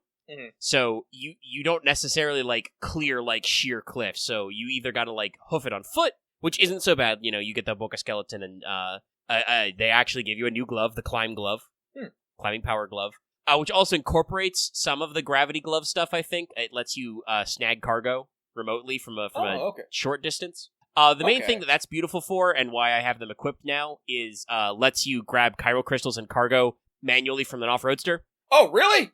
Yeah. Fucking rad! Mm-hmm. No, so like even outside of the climbing stuff, it does that. But, it's one of those things where, like, I feel like in the mountain range in 2, you got to pre-plan a lot more. You got to think about what you're doing. I think that makes sense. You're climbing a fucking mountain. It's true. But I think sometimes, like, deceptively so. Like, you might see just like, this is a fucking straight shot valley. There's only one ridge to clear. The valley is, full of snow and timefall. And that one ridge you got to cross is going to be, like, 80% sheer cliff. There's, like, only one narrow pass. So, like, you got to think about it a little. Kind of stuff. Well, that's fine. Like, this is one of those things I've been looking about. I feel like I've just been too gung-ho in my truck recently. I go everywhere in my truck. I was actually checking my stats the other day. Like, actually, I think it was like 80% of my travel has been done in the truck. It makes sense. You're not alone. Koji Pro just posted some stats. Oh, they did? I've retweeted them, yes. So, top 3 transport methods: pickup off roadster number 1, tri-cruiser number 2, on foot number 3. I think that unfortunately means that coffin board is not making the list. Top 3 equipped tools: ladder, PCC, container repair spray. Well, I'm definitely not in those stands. I almost never could carry those things. I've used my PCCs decently, but again, there's a variety of those. We've built a few zip lines. I've experimented a little with cargo catapults, especially after, like I said, one of the guys you'll unlock on the mountain gives you the ability for Sam to climb into the cargo catapult himself, which, like, not super long range, but funny, and does have enough of an upward arc to, like, just fire my ass out of the cannon over some mountain ridges. I'm about to say, just shoot myself up the mountain. Yeah, basically. Like, that seems like a good one. Top 3 structures built, by the way, are zipline, generator, timefall shelter. Makes sense. I've built more generators, and I'm planning on building more timefall shelters. Yeah, I've done some shelter stuff. Got some good use out of the BT deterrent function, actually, in a recent Really? run. Yeah. There's some stuff. There's some interesting, like, subplot lines and stuff. But no, the mountain itself is, like, I think a little more daunting, which is not, like I said, I don't hate it, but also there are some things that are kind of annoying about it. Like I said, you go above the cloud layer, but there are still parts of it where they're timefall zones. Like, you'll still see snowfall despite the fact that it's a fucking clear sky because you're above the cloud layer. Sucks a little bit. Okay, that's a little dumb. Little annoying. Slope physics are still a little weird. I'm not happy with that. No, sometimes I feel like my tri-cruiser is, like, taking damage constantly because I'm constantly getting, like, feedback of, like, going down a slope. It's like you look like you're going down a smooth slope because of the snow and stuff, but the game treats it like you're kind of, like, rattling back and forth a little. Or treating like you're actually falling or something? Yeah, or maybe like that, yeah. Or I've also done the thing of, like, trying to get out of my triple roadster or tri-cruiser on a slope and, you know, being... not even auto-sliding, like, just being kicked out to fall down the slope, like, 20 feet or more. Yeah, no, that's happened to me, yeah. Yeah, so, like, the steeper slopes are more of a challenge, and you have to think about them more, but also do lead to more weird interactions, which I'm not a huge fan of, but I think they are kind of, like, baked into the engine, so it's just one of those things that you have to start, like, thinking about. I do still at least feel like I'm not at a stage where I'm just like, fuck you, zip lines everywhere. It's like, well, I've got some ideas I could build out a little more zipline network. Like, I did build my zip route between Chronobiologist and Ghost Hunter. And, like, I have some interesting, you know, ways I can expand that. We can go further past the Chronobiologist and maybe make a route to some other guys. Or I could just build some strategic cargo catapults and just shoot me everywhere. One thing I've seen that's not an area I've unlocked, I should also say, the president called me, said I'm about 75% done with chiral network coverage, so... We're in the literal back quarter. But I found that there's a brigand camp in the fucking snowy mountains. Oh, interesting. So that one's gonna be fun whenever they make me interact with that. But they're up there. They've got little tents and forts and watchtowers and shit. They're in kind of like a decently sized little valley, so not like super steep slopes, but, you know, kind of surrounded by slopes. But yeah, so, like, the game is ramping up the challenge and they're doing really interesting things. There are, you know, big ass BTs, bigger, better ghost mechs, and obviously they're doing more stuff with giant BTs. Like, no, there are times when it feels like a little frustrating, where just, like, you'll get kind of run on, you know, like one little mistake or slip up, or just like something weird you weren't expecting happens, and then you're suddenly like, well, now I've power slid down this mountain, and I wasn't really prepared for that, and I'm also 1,000,000 miles away from home, and all my batteries are low. But it's the kind of thing that you can still work around pretty easy and take your time on. I think the only thing that's really, like, go ahead. Oh no, please finish your thought. I was just gonna say, I think the only thing that really right now feels like it's like, and it's not even really like annoying me, it's just something I notice is like a barrier, is I feel like, I don't know if we're waiting for me to advance the plot like multiple times, but I've unlocked a couple of like shelters and stuff that even with a few standard orders you can do are like taking forever to fucking level up. I feel like that's just kind of in general. East Fort is like, that's such a pain in the ass. I think I have to unlock something somewhere maybe to make that easier, because, like, he has, like, one repeatable order to retrieve cargo, and, like, it gives so little. And I'm like, I just really want my level 3 skeleton, man. Well, I'm about to hit 4 stars on him, so... You've got some work in there. That's pretty good. I'm, like, that's the level I'm at. It's just working to that 4th star is taking me a little bit. Well, no, I'm about to complete it. Like, if I just find a couple pieces of lost cargo, I'll have it. Damn, you just got lucky with some lost cargo then. Well, that's remember, also another thing. Remember to steal everyone else's cargo in their shared locker. Oh, I do, but sometimes I feel like I'm like super tapped out. There's like 9 million government base and like nothing for some other people. I admit that's gotten me very far on some earlier level guys. I guess I've just been unlucky with East Knot. I do also feel like just you can't count on it, but Lost Cargo is sometimes very scattershot. Well, the best thing I found is I do think that Lost Cargo pools in certain areas. Like for East Knot specifically, if you go to the BT zone to the hang on, let me orient this so I get the right current direction. It's the west, yeah. I know where it is. To the west, I generally find like a few pieces in there like every time. It's true. I wonder if that's like it's like because obviously that is a BT like, area where you can spawn a catcher. I fought a catcher there. I think I talked about that the first time. I was like, I actually had to do some sneaking skills, and I just got tired of trying to dodge those guys and just went like, "Fuck it, take me." No. Like in the metagenomics skill, like I just hit 3 stars with her. And I was like, oh, thank God, she gave me an ability. She gave me an A pass that lets me just get more Chiral Crystals when I gather them. I'm like, oh, perfect, so I can summon dude. Metagenome Assist is great. Like, I don't want to know what her 4-star is yet, but we're working on that pretty steady clip. And it's like, same with, like, the Chronobiologist. I usually find a lot of her stuff, like, going down the trail to the Ghost Hunter and in that kind of area between her and the Metagenome Assist. So I think, generally, if you want to find, like, specifically Lost Cargo for people, you want to be in their area. You do usually want to be in their area, but also, like I said, sometimes this game's very scattershot. You would not believe the amount of times I have been, like, up on the fucking mountain slopes, and it's like, the Architect, the Lone Commander, and I'm like, okay, those guys aren't the farthest, but also, really? Oh, no, when I get those, I just yeet those off a mountain or something. I've done it several times, like, be gone! And then it says, your cargo is lost, and someone delivers it later. I'm like, okay. Most of that stuff, either I ditch or deliver, or I entrust, yeah. Yeah, but I have been working on the hot spring digger. It's a weird one. Were you as perplexed as me as that when that happened? You're just like, what? Yeah, I was. Even though you warned me, I was still kind of like, huh? What? We're here now? We are here now. Yes. No. We have yet another fast travel system. Yeah. I mean, it's basically a beach jump, but weird. Yeah, no, like, that's why I didn't want to, like, speak about it, because, like, he's not gonna fucking believe this, that we have, like, a third fucking fast travel system in this game. Which, if you, as you discover more, you, like, unlock more, bath time essentials. Yeah. Oh, the one that I like right now is, especially because I got it when I unlocked the Metallic screen, you get the Yuzu orange, which, protects you against cold. I'm like, oh, perfect. That's perfect when I'm running up around the mountain. The Metallic is very good. Sadly, I didn't get a chance to use. I discovered the third type of hot spring. It's called the Foresight Spring. Unfortunately, it's in a time snow area, so I did not get to test it out. Oh. Yet. So I have to go back there and see what that's exactly is about. But no, like, there's a lot of weird stuff going on. Like, literally weird. Like, oh, sorry. I mean, we may be about to say some of the same stuff. So, necrobiotes we mentioned, very weird. Stealth snack. Stealth snack. And you got chronobiotes. Slow down time. I'm still a little mad we haven't found, thermobiotes. No, and you gotta fucking work for the thermal pad.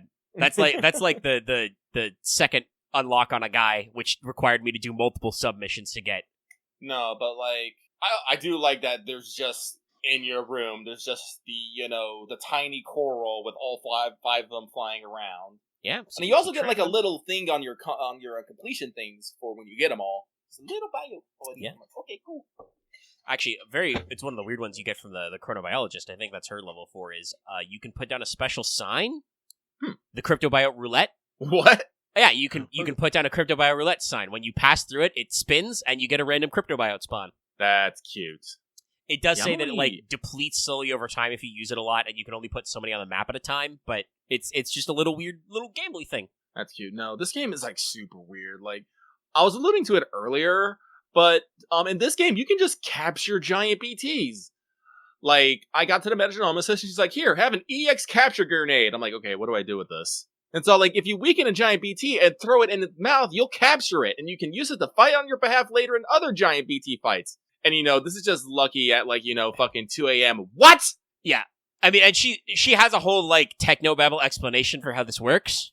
Yeah. But still, it's just, literal kaiju fights. Man, I hope I get to catch. No, honestly, I wouldn't say trucks are super strong in this because guess what? I can't take a truck to a fight because they never want to fire the fucking guns, and I've killed everything before the alert phase goes off. The off-road roadster is really good for basic cargo delivery and will get you surprisingly far in the game. I think honestly what happened is like much like front loading all your tech, they like front loaded a couple of your vehicle options. So like, yeah, most people are going to start with the truck. Like I said, I did not even fucking try to take the truck on some of these mountain runs. I'm like, no, I'm not. I've learned my lesson. I'm not doing it. The truck's not going to do it. It's just not. So like, I've been getting around by foot and by tri-cruiser. Like the truck is a very early effect. And I do kind of feel like there were points where I was kind of using it a little bit like a crutch. And sometimes it feels very needed because, like, I love animals. They're great. They're a great addition. Extra large containers. They're big. They're bad. They're out of control.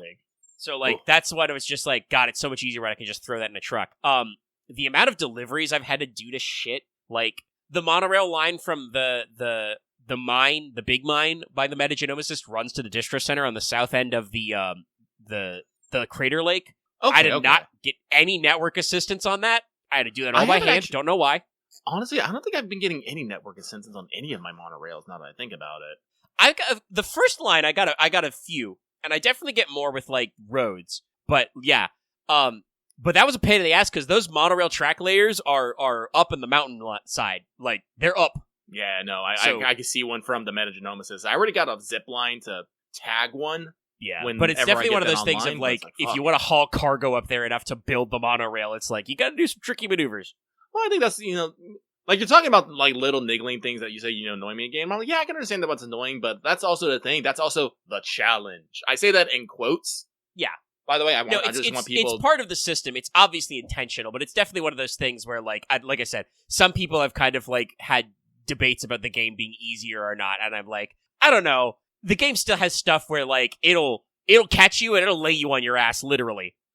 Like, this is the thing, like, if you go into, like, Death Stranding 2, having played Death Stranding 1, like, you're already gonna be, like, pre-prepared, and you have a bit of, Death Stranding literacy. You kind of understand how things work and whatnot. Like, honestly, I can't imagine people going into Death Stranding 2 without playing Death Stranding 1. Like... It does seem kind of non-optimal. But there'll be people out there. I bet they have a much harder time.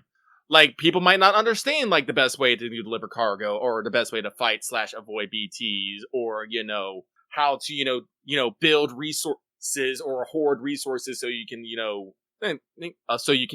assemble things at your leisure, or, understand the best way to, put down structures that will save you the ultimate amount of time. As, like, I've been, like, I would say, like, I think I've talked about this. I'm, like, after I get done with Death Stranding 2, and I'm not, like, necessarily, like, trying to rush it so we can, like, talk about it more, I'm just gonna, relax and do, like, a brutal difficulty run with, like, no online just to see if, like, that, just to have that experience, make the enemies tougher, make the deliveries harder, do everything by myself. Just because, I think that'd be interesting, because... Definitely will be interesting to see kind of how the balance point is, yeah. Because, like, yeah, no, I can probably say, yes, this game probably feels easier to me, but that's not because the game is easy, it's because I know the underlying system and structure, and I know how to use that to my advantage. And I mean, I do want to say, like, they gave you plenty of more options, way more weapons and stuff, but, like, I like that because, like, there are more different threats, but also, like, sometimes you just get tired of dealing with banditos or BTs, and you just want to be like, okay, bub, unfolds machine gun. It's like... My boy Victor gave me the lightweight grenade launcher. I'm so happy with the underbarrel grenade launcher. Oh, it's good. It's just one of those things of, like, I'm glad they did make it lightweight. There is at least, I mentioned before, there is a remote detonation one from a different guy that's a different functionality. But, like... So, I think, especially, like, honestly, I'd say the truck is actually weaker in this game, even that's because, in the first game, it was an enclosed cabin. People couldn't shoot you in that shit. Yeah, you specifically are more vulnerable. Also, I don't know if it's just, like, the way it's out there, but, you get to the part of the game where enemies throw live grenades at you way faster. And the electric shock sticks, they are... Like, I remember this was, like, actually one of my bitches about the first game, and that the mules and democats, like, have no teeth. They are just off the rail enough that if you pass by them, they really can't fuck with you. They have no accuracy, and the roads are always out of the way. Apparently, Kojima knew this, and was like, alright, you're gonna have to drive directly through not one, but 2 camps. No. And we'll also, by the way, Higgs taught these guys how to throw balls. Yeah. They will kick your ass right now. Also, we'll drive through other camps, but we won't be directly, but they'll be able to see you and peg you. They're not idiots. So, like, no, like, they will start shooting your ass, and if you're not good, Sam starts taking damage. They'll hit you with EMP, and you'll have to get out of your fucking truck. It's like, no, like, the game gives you more tools, but the have more teeth. Like, I actually discovered this, because I actually had no idea what to do. So, have you ever got caught by a watcher, Omega? Actually caught by one of the eyeball guys? No. Yeah. No. So what happens is it doesn't summon like the guys to grab you. It summons a special kind of capture. But if that guy catches you and gets you on the ground, immediate void out. There's no fight. Just void out. There are still void outs in this game. Interesting. Yeah, no. So if a watcher catches you, you basically get in a little one-on-one fight with a guy who just tries to drag you to the ground. I will say it is not hard to fight him off because basically he just grabs you and you have to shake him off and get out of it. But if he gets you on the ground, he just eats you. Just instant kill. And I was actually wondering about if void outs are still a thing. In a game, the fucking area between the architect and the pizza chef destroyed, fucking voided out. I could not go into that area anymore. So yeah, no, watchers are a little bit more scary because they can see you, and if you fuck up the thing, they will just eat you. The fucking the normal giant BTs, they can eat you, but that's generally an attack they do among their fucking their usual rotation of stuff. And also, obviously, hey, guess what? That's the premium time to throw the capture grenade. Yeah, I don't know if I can throw a capture grenade on these small guys. I don't think I want to. They're not cool enough. They just kind of look like dudes with giant crosses for mouth. But yeah, no, there's way more enemy variety. Like we've talked about before, we fucking love ghost mechs. They're so cool. Good. They have many different moves. And they're a serious threat too, because they're like, the way the ghost mechs work is they're basically kind of like the perfect hybrid of things that are annoying about BTs versus things that are annoying about like bandits. Because like they'll sense you and they'll do some stuff and they can do some crazy mobs. They can summon more guys in some of the area maps, like when you're dealing with the fabricator guys. Mm-hmm. They'll get you some... The extra guys are coming out of those fabricators. They'll spawn new waves. They have extra guys that even have, like, weird tar mechanics. You've already seen them. I should double check what they're called, but I was calling them mentally the coffin dogs. I know what you're talking about. I've seen them. Yeah, I don't the think big I've actually guys. fought any. You will, though. They are fightable. That's later. That's the next mech camp. So, like, new challenges keep popping up. So, like, it's good, and they keep giving you more tools. And like I said, I'm still being surprised by stuff. Some stuff obviously is still like I said, still minor niggles. I broached this to you the other day, but unfortunately, oxygen masks work basically the same way they do in 1. Yeah, you can equip them at least from a menu. Mm-hmm. But like, I'm try if you keeping take it it on off, and seeing if let's try keeping it on and see if 2 solar generators can just maintain battery. I usually keep mine on when I'm fucking around in the mountain, and also don't want to wear a cool cosmetic, so I have not yet experienced an issue where my battery is running out too much. So it seems like it's not a serious problem with I got one big battery, 1 level 4, and 1 solar generator. Yeah, I'm gonna try switching to 2 solars and go to. Honestly, I probably don't need my extra large ammo pack because like my usual loadout is like level 2 machine gun on the hook for like if I have to throw down, and then I can carry a handgun according to the mission. And almost all of my cool guns are lightweight now, so I can just be like shoulder. That's what I usually do. I usually keep 3 guns. I usually keep 1 on my tool rack and then 2 on the shoulders. Yeah. Right now I'm carrying the level 2 silenced assault rifle and the level 2 shotgun. Plus, the old faithful tranq rifle. Honestly, I've learned if you do get a headshot with the silenced assault rifle, that usually takes out dudes pretty close too. Yeah. You have to be a little bit closer, but it's got a little bit more spread, obviously, than the rifle, but it's still pretty decent, yeah. Yeah. And thank God for the vital sensor APAS. No, it's so great. I love APAS so much. It's very important. It is very important. The APAS stuff is, like, very cool. Like, that's the thing, like I said, that's the real thing, is that, like, yeah, the game gives you more tools to start and just keeps feeding you more tools going along. There are just some things that tools can't overcome, like I said, like, quirks of the engine physics. Yeah. But you do still get to, like, adapt and overcome to a lot of stuff, and I'm still having fun. It is very interesting to see kind of how the story pacing is, though, because, like I said, there's, you got a second meal fight that's pretty cool. They keep you up with a couple more details on that. Should I? Yeah. It's a little bit of a story thing, but I'll say it. I do kind of like what we're doing with Neil.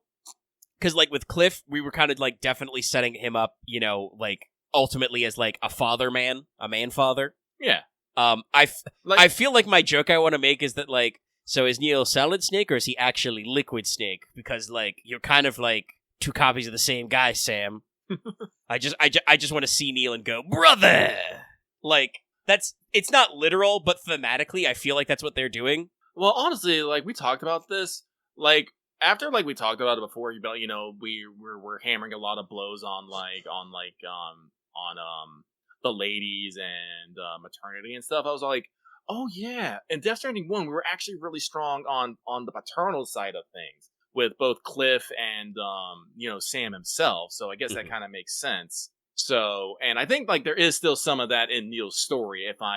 I have guesses. I have assumptions right now of things like happening. I feel like Kojima does have some twists and turns. He has some weird stuff, but I feel like generally he's not always super subtle. So I'm pretty sure I know what's going on, but also I still don't have quite enough pieces. No, like, you know, I'm starting to realize something about the world we live in. Like, it seems aware, but for, you know, something that, you know, is seemingly causing the extinction of our mankind, we seem to be adapting to it pretty good. I wonder if this is having any effects on our species as a whole. We're trying. You know, like a certain fucking emu I found here. This emo's doing all right. Yeah, there's some weird stuff going on, and I wonder if that might have some interpolations later down the line. It does kind of seem like almost like the Death Stranding is trying to like fucking ramp up to get us though. Like I think it was at the Eastern Environmental Observatory, which is the tippy top of the mountain. I think I talked to that guy and he said, "Oh yeah, the chiral cloud layer is getting lower." Which is probably why the plane thing is becoming a problem. So yeah, it seems like the layer of chiral density in the atmosphere is like getting closer to ground level.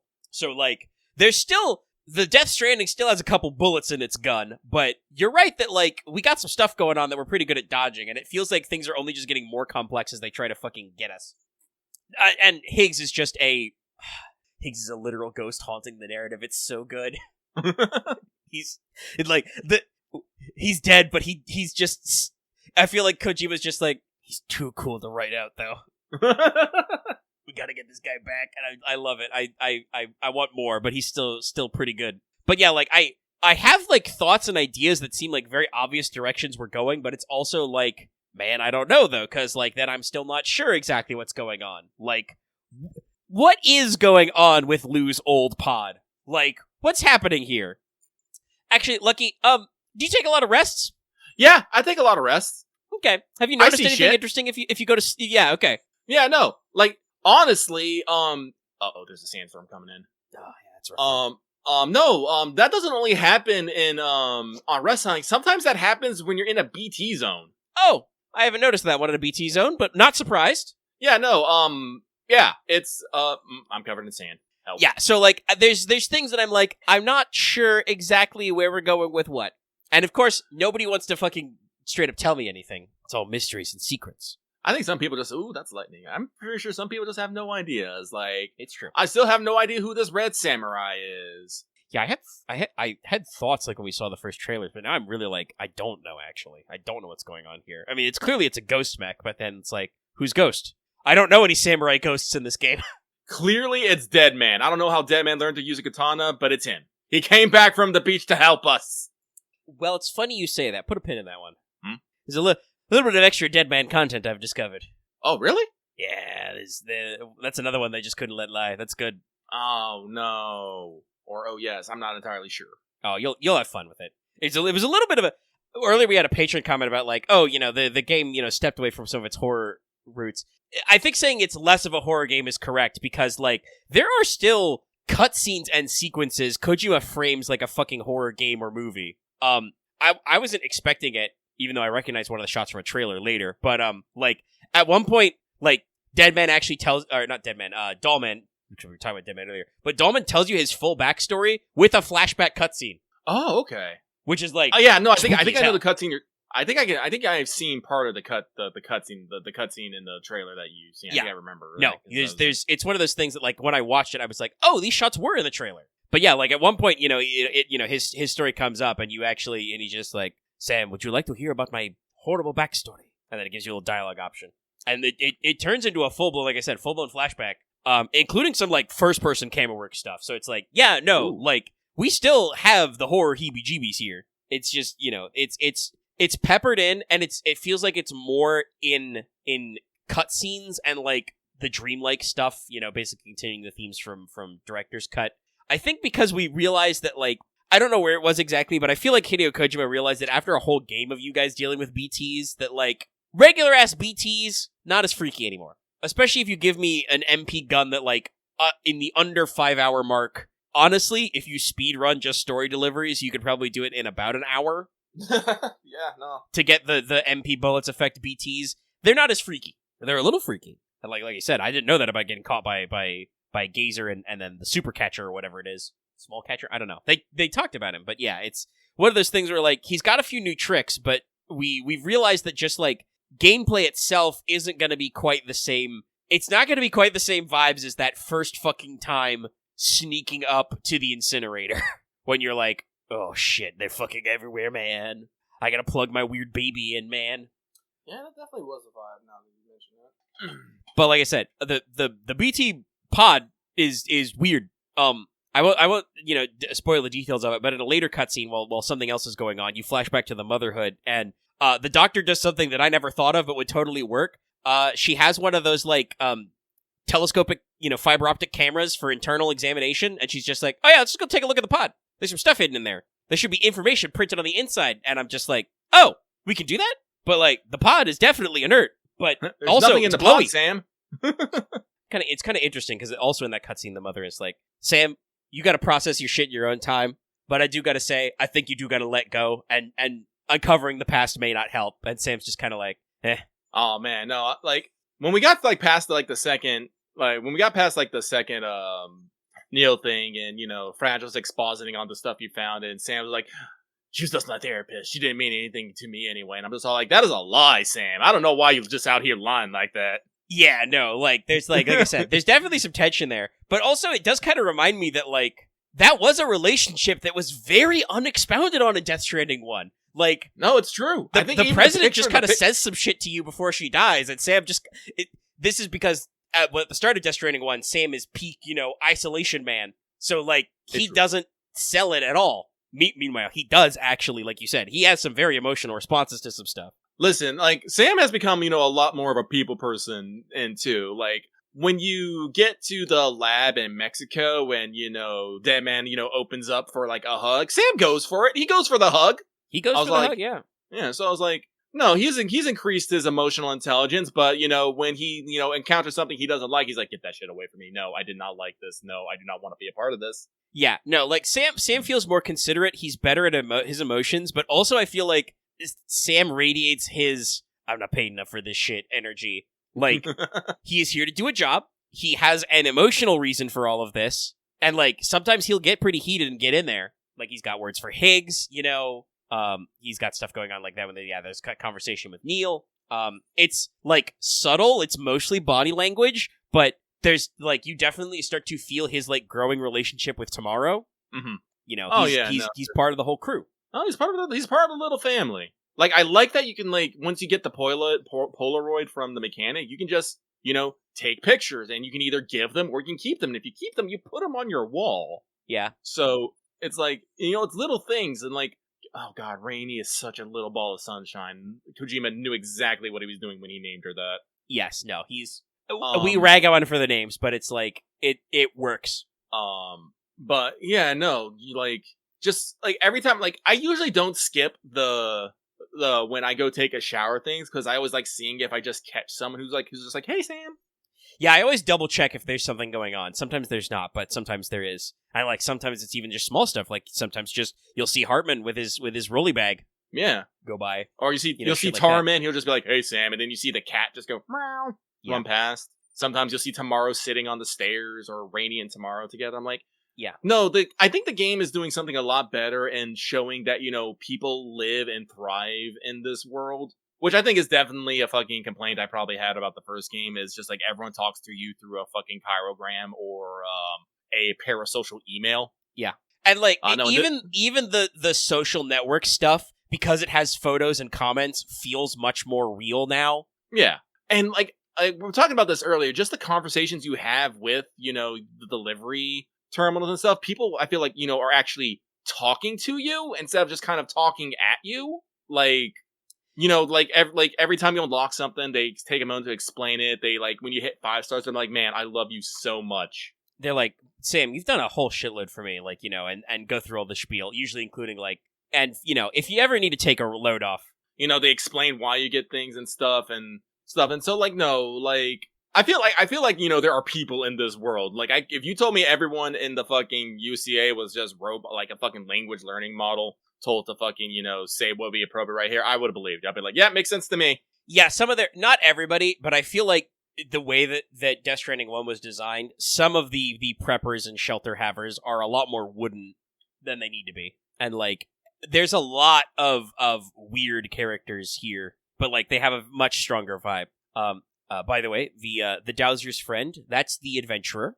Oh, okay, he's his own shelter, yes. Okay. He has his own shelter with his son, so that he can go out on an adventure. But there's, several other characters there. And there's some shelters I've found that I have not yet unlocked, but I'm very curious about. There's a shelter called B-Pass. B-Pass? Yeah, it's spelled like A-Pass, but with a B, and it's got some very weird graffiti on it. Don't know what's going on there. I've also found a shelter, but I've not seen any cargo or been able to do any suborders for somebody called the Phantom Smith. The Phantom Smith?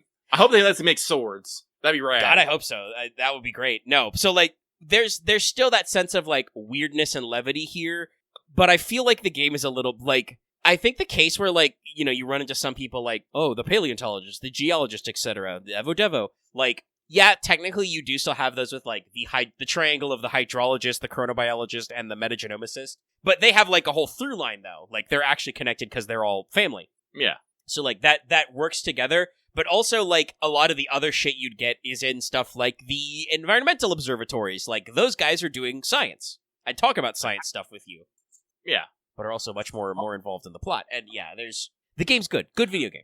Honestly, also something that's really small but I think is important is I think they balanced out population densities better. In Death Stranding, basically, like, every city and distro center had, like, the population of a small city. Now where, like, only, like, the cities do and the distro centers and the environmental services do not. Like, I think if you go to, like, one of the distros in Death Stranding 1, it has, like, a population of, like, 10,000 or something. I'm like, that's a lot of people for a distro center. What are they, just sleeping in coffins or something? Yeah, I feel like even accounting for, like, population loss from the Death Stranding, I feel like the Koji Pro team was trying to, like, make the UCA seem bigger by giving bigger pop numbers to, like, kind of make it feel more like America. Here, you're definitely right that it's like, no, it's much more realistic. Like, an environmental observatory has, at most, like, 10 dudes. Yeah. Like, distro centers are usually below 3 digits. Yeah. But also, I do feel like you run into more of a few of those side shelters and stuff that are actually, like, have a couple of people in them. Like, obviously, the adventurer and his son are a duo. But, like, the animal shelter's, like, 3 people. Stuff like that. Like, cute little touches. And like you said, the dialogue writing is it feels both more and less transactional, because like you said, in Death Stranding 1, people are usually just, oh, hey, happy to have this delivery. And then, you start leveling up and whatever, and they're like, Sam, you're a lifesaver. Sam, my life has been changed by the cargo you deliver. Like, it doesn't quite match up. In 2, I feel like there's a more natural curve about everyone. Like, yes, at 5, they do end up being just like, Sam, you've done so much for me. Like anything we're ready to back you up. Whatever you need, man. But like in the lead up to that, they do stuff like when you expand materials every level, they're like, oh, also, hey, I'm gonna allow you to use more of my materials, because you're always using them and stuff like that. Like, they have different dialogue that makes it sound less like they're just like, you're taking their shit, but more just like, oh, I'm uncapping my reserve so you can borrow more. You're a true friend, Yeah. Goodness knows that I've emptied out and refilled several different locations in my time, just dumping stuff in and out. Oh yeah, same. Here, give me all that shit. Here, take all this shit. What do you mean you're full on metals? Here, recycle these 5 guns I found. So yeah, no, like the game's a lot tighter, and I like that. I think that's the best way to describe it. It's tighter. It fits better. Wouldn't say it's necessarily easier or harder. It's just tighter. Yeah. Well, I think that's enough on Death Stranding 2 this week. Yep. Let's see, what are we at? Oh shit, it's after midnight. I shouldn't even remember to log on FGO. I'm doing that right now. But then I think the next not like super big, but bigger thing is we have still found some time to play some other games. Yeah. And we're thinking about playing other games. But so it was a while ago that Aaron got us all copies of Darktide. We're at 40,000 Darktide, sorry. I should say the full name. War. Yes. Because it was on sale over summer. But this past week we've actually been getting into it. Yeah. I do have to say, I like the game more than I thought I would. Usually I've been pretty miss on 40k games and also kind of horde shooter games like, Left 4 Dead and all that stuff. But no, Darktide, kind of bridges this gap between them that, squarely hits me. Like, even though we are in the 40k universe, we're not dealing with space marines, we're not dealing with fucking, the guard, we're not really dealing with factions, we're just dealing with a bunch of dudes on one particular era trying to stop things from getting fucked up. Yeah. It's a very narrow slice, which means I don't have to think too hard about the lore and stuff, and I can just kind of, exist in there, which is important. Like, I know some people say, like, oh, you don't have to get super into the lore to, understand things, and I go, bullshit. There are Like, what some are these- games that are good about this. I will say that, like, it's funny as a sequel, but, like, Space Marine 2 is honestly pretty good about that. Like, it has a very good, like, tutorial level that's kind of just, like, a vibe check. Yeah. Of just, like, okay, here you are, get in there. And then, you go through a whole thing, you get beat up by some Tyranids, some space bugs, and then, you get revived back in your cruiser, and they're like, we have rebuilt you. You are now Primaris. You're back in the Ultramarines. Report to the bridge. We'll have shit for you to do. And you're just like, okay. The Emperor protects. Sort of thing. Like, the main character of Titus is just the kind of guy who just, like, go along, get along type. And there's, like, backstory reasons for that. Like, there is sequel stuff in it, but I don't think, because I didn't actually play the first one, you don't have to play the first one to get all of it. You can kind of pick up on the general vibes and go through, and, like, that one is bigger scale. Like, it does touch on some stuff. Like, obviously, you're part of a Space Marine chapter, and there are guard units involved. Tyranid invasions are very large, and there's some, chaos and other bullshit in the background. But mostly you're just, like, told, okay, I need you to go take a tactically or a strategically important objective. Titus says, I need 10 men. He's like, you've got 2. And you're like, okay, I'll figure it out. Applying the fuck it, figure it out adjustment. So, like, that's a game, like I said, I would also recommend. But no, Darktide is also really good at that. It's, gives you enough in like, intro cinematics and stuff, and the tutorial level to just be like, you understand what your deal is. You're an inquisitorial acolyte. That's what the RPG and the presumable future computer RPG from Owlcat, Dark Heresy, is about, where you're just a guy. You're technically you're part of an Inquisitor's retinue, so you have, like, a little authority, but your job is to blunt the machinations of chaos. I won't say stop them, because there's a lot of chaos cultists and they're constantly doing things, but, you're there to fuck up their steez a little bit. You also do many missions where, like, you would go, there's an important strategic objective, and somebody at some point says, well, I can spare 4 guys. But it works. I also want to say, for, like, a horde shooter, first of all, it does something that I know some people are tired of, but I really like. There's RPG-type mechanics here. I like RPG.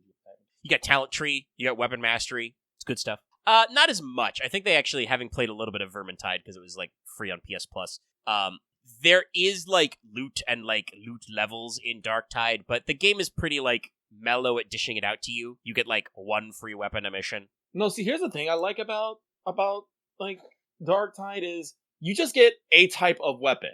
And, yeah, there's different makers, but if you have enough mastery in said weapon, you can just switch between the different makers.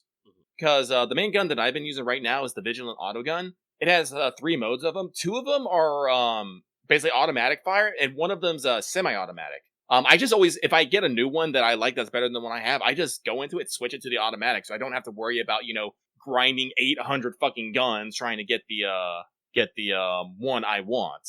And it's like same with things like sure? I think perks you can't necessarily reroll as easily, but blessings you can. You can just swap blessings on your gun to put the one on you want. And if you get up to, like, orange level, you get 2 blessings. It's like, oh.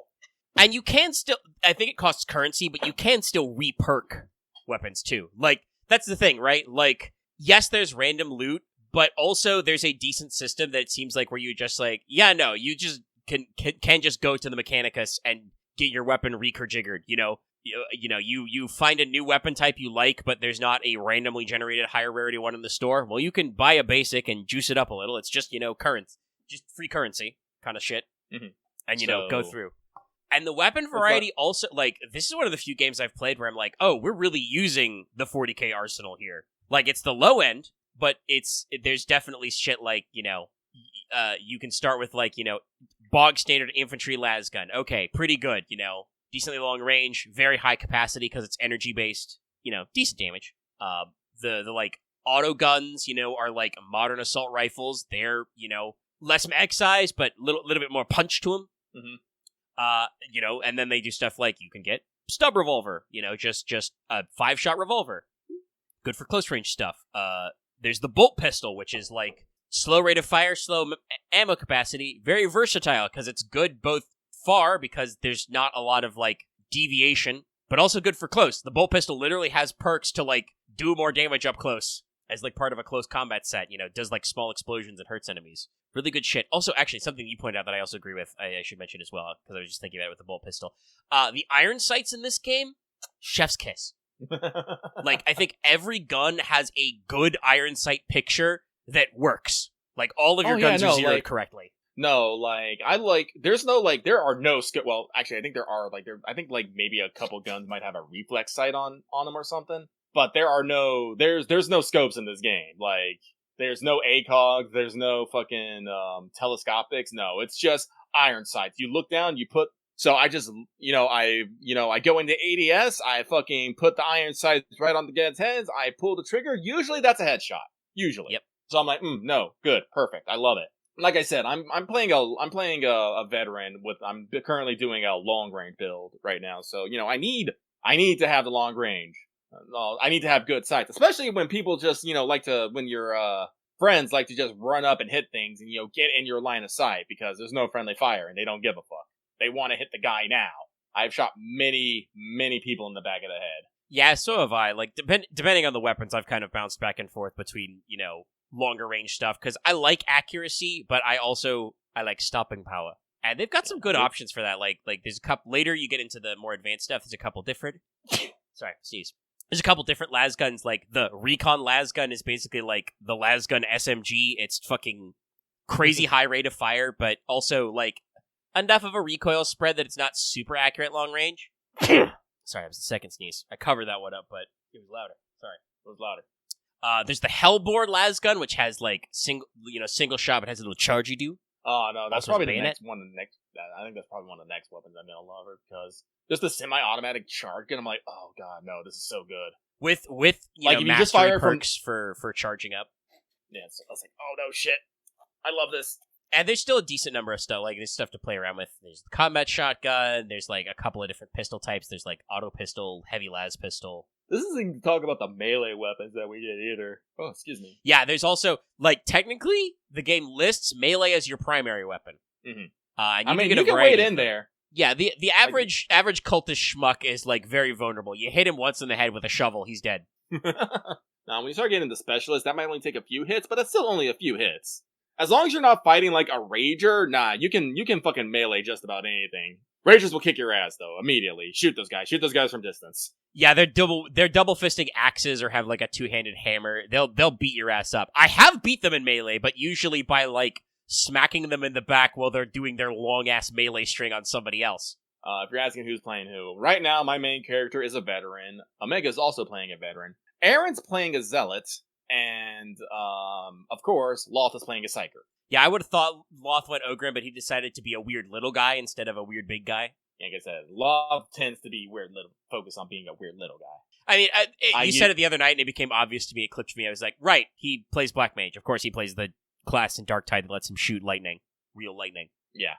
But yeah, Aaron's doing a zealot that's got a melee build focus. Yep. Which is obviously like strong. It's just like we said. It's sometimes funny when we hang it in the back. I'm probably going to build my veteran to be more of the like support stuff. Like there's a battle shout talent you can unlock later, which you can also like get an add-on to like revive your allies that are downed if you're close. Oh, this is the other thing that like really helped me. This is a horde shooter, but I have a perk tree. I have a build. I can build It's You know, and it's not just like passive perks. There's like every class has an active ability slot. You have like a throwable slot for different grenades. Crack grenade. Yeah, crack grenade. I love crack grenade. I don't have crack grenade, but I love it when Mega uses his crack grenade. Crack grenades are your like single target fuck 'em up. Like it does have blast, but it's much smaller. But you throw it on like a big scary dude, you will shave off a lot. There's a fucking perk which increases its damage by 50% too. So my crack grenades hurt. No, I have a flat grenade, and I think I am gonna get the bird. It just makes it has even more range, which I think is important. Yeah, no, there's lots of really, really good stuff like that. And some classes do have special weapons. I'm gonna have to do a zealot build just to get the flamer. Yeah, I've seen it. I've seen people send shit on fire. It's intense. I definitely though I'm not shy that I picked veteran because that's a little more my speed, and you get backstory options, so I picked all the Cadia ones. Cadia stands. Today we are all Cadia. Other weird shit I say. Also, by the way, that's another major plus to this. It's not the first horde shooter to do this, but I do feel like it got like less common after Left 4 Dead 2. But like everybody in the crew has bants. Oh yeah, like you pick a personality type which has a voice associated with it, and you will get different interpersonal lines between people accordingly. Yeah, if you play with the same people, you'll hear a lot of the same lines, but it's fun. Like, and a lot of these lines are based off of all the choices you made, like setting up your backstory and stuff, which I think is personally cool. Basically gives you a character story without having you to do, a fucking entire, tabletop campaign. Yeah, you just pick a couple of options, you get some fun stuff. But yeah, so like the fact that veteran does get access to the plasma gun is going to be good, but also yes, no, like I can answer that having actually like read a little and played a little Dark Heresy before. No, yeah, you're when you pick your first character, you get like a whole backstory generator. You pick a home world, you pick like a reason why you got imprisoned because that's your story. You're imprisoned, Well, like it's not even that. It's like it kind of picks out like what you were doing when you were young. You'd like to pick a defining moment. You pick, how you like some trouble you got into. How'd you get into like whatever you were doing, and then like what your reason for your career was? Yeah, like if you're a guard, what was your guard's history, service history? I presume it's different for like the Psyker and Zealot and stuff as well. I should make an Ogryn character just to check out what those options are because I bet they're very simple, much like the Ogryns. But like you were saying, those come back in your dialogue stuff. Like the personality type I picked was exclusive to Cadia, so not only does my character reference Cadia a lot, but also her vibe is like the like hardened like extra hardened veteran. Yeah. So like her options, like her dialogue options are all like all right, everybody, we're gonna do this professionally like soldiers, Whereas Lucky's veteran's personality is more of like more like casual about it. Yeah, I can't remember what it was, but like because I got hit with like insubordination, but I think my character's personality was what was it? Basically, she's basically skimmed off the top, but not because she's a bad person, but because the war effort needed those fucking supplies, and whoever was giving the supplies wasn't giving her the supplies. Which is technically a treasonous offense because of the Departmentio Munitorium, but Yeah. So my character's a lot more cavalier about things. Yeah. Like, says shit that's all like, man, do we have to be here? Look at all the looting. I mean, requisitioning I could be doing right now. I think of one dialogue I've heard from your character a couple of times, as we enter new areas, just like, oh, I should have taken my chances on the Tancred Bastion, the prison ship we were on at the start. Just like, yeah. I could have hoofed it as someone. So yeah, no, it's real good. There's a lot of heart there, and I think that's very impactful. The developers have done a very good job of both embodying the world of 40K, but also like you said, keeping it narrow enough that like you don't get lost. Even though literally I sometimes get lost. The bridge is very big. Stairs. Oh god, there's also it's a hive city, so there's like stairs and ramps and pipes on ramps on stairs, elevators. You'd think it would be an escalator, but no, it's just a staircase that collapses. What do they call that thing? The ascender. Yes, the ascender. Yes, it's a spiral staircase that goes up and down, chat. But not like in the way that you think, but in like it unfolds down. Lucky talks a lot about how stupid shit is in the 40K universe, including their names. The names are very like I feel like the devs have to know that there's a little bit of tongue in cheek there to that, but yeah, there's a lot of oriums and ariums that are added for really no reason, grammar, but it's 40K. But no, it's really good. No, it's fun. I'm glad Aaron got it. Like I said, no, we've been having fun. I don't know if we'll play any more tonight. It seems a little late. No, probably not. It's like I said, it's almost 1 a.m. and I am feeling a little sick today. Mm-hmm. I should chillax and play more. But tomorrow, Saturday, we're free. We're not streaming. It's true. I get in there early. And I do believe Loth has work today, but I don't know what he's doing tomorrow. I'm checking with him. Yeah. Actually, he's probably... Well, he works shifts at a hospital, so he's not necessarily going to be free, even if it's a Sunday his time. But we'll check in with him. We can get some groups together. That's another thing. Also, I want to say, while you can obviously just public match with randos, and I haven't seen a lot of problem with that, but you've also, if you do a private game and you don't have all 4 people, you can have a bot, and they're not terrible. No, they're not. My biggest problem with the private game is you have to be in a minimum 2-person strike team, so you at least have to have one guy with you. Yeah, you can't do 3 bots for some reason. Yeah. But, it's not that hard to find one other guy and be like, all right, everyone butt out. Because unfortunately, I will say, like, okay. Because I've done a few kick matches, and people can just be stupid. Yeah, and I will say that they do this, I think, correctly, but also it is annoying. There's not, like, a lot of heads-up display. Like, most of the maps are not actually that maze-like. Like, generally, if you can go forward anywhere, you'll get funneled towards the next objective. But they do have some big areas, so you can get, like, turned around, and there isn't really a good way to tell if you're going the right direction, other than just you can go a direction. Yeah. At one point the other night, we wandered all up and down a map trying to find the right place to go up, and it was like, there's the stairs, finally. And like I said, there are objective markers, but only when you're in, like, the right room, basically. Some of these rooms are very large, chat. But no, yeah, I can imagine people who are just not paying attention getting lost. There is kind of similar to I assume that means that Control Firebreak probably took some cues from this, but there is a cohesion mechanic. I kind of like it, but also I kind of don't, because trying to keep a bunch of people together in this co-op game is a lesson in futility. People just run off. And people get frustrated when I say, hey guys, we're supposed to stay together, cohesion. I think that's mostly just Loth, but that's mostly just because he can't stand still. It cannot do that. It's not how he's wired.